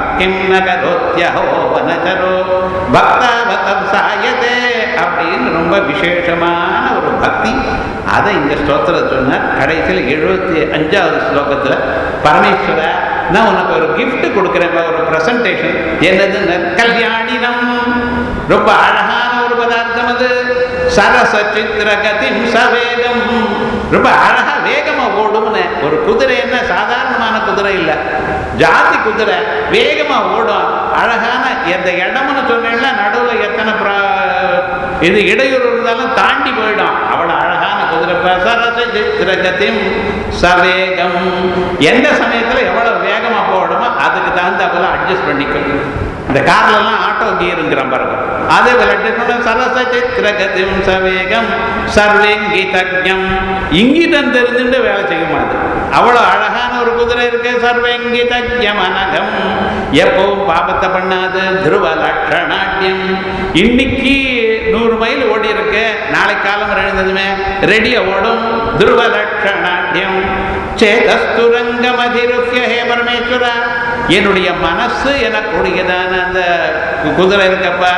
அதிருஷ்ய ஜரஸ்மராரே. நீங்க பாட்டுக்கு போயிட்டு இருக்க அப்படின்னா என் மனசுக்கு மேல நீங்க உட்காருங்க, என் மனசை கண்ட்ரோல் பண்ணுங்க, அவ்வளவுதான். நேத சமஸ்த ஜகதாம் ரிஷபாதிரூடா. இதான் நீங்க ரிஷப வாகனத்தை பரமேஸ்வரனை பார்க்கும் பொழுது தியானம் பண்ண வேண்டியது. இந்த மனசுங்கிற ஒரு ரிஷபம். ரிஷபம்னா தர்மம். அந்த மனசானதுல தர்மம் இருந்து அந்த தர்மத்தை அதிரோகம் பண்ணக்கூடியதான ஒரு ஸ்வரூபம் பரமேஸ்வர. இப்படி எங்களை காப்பாற்றணும். வேற என்ன பண்றது?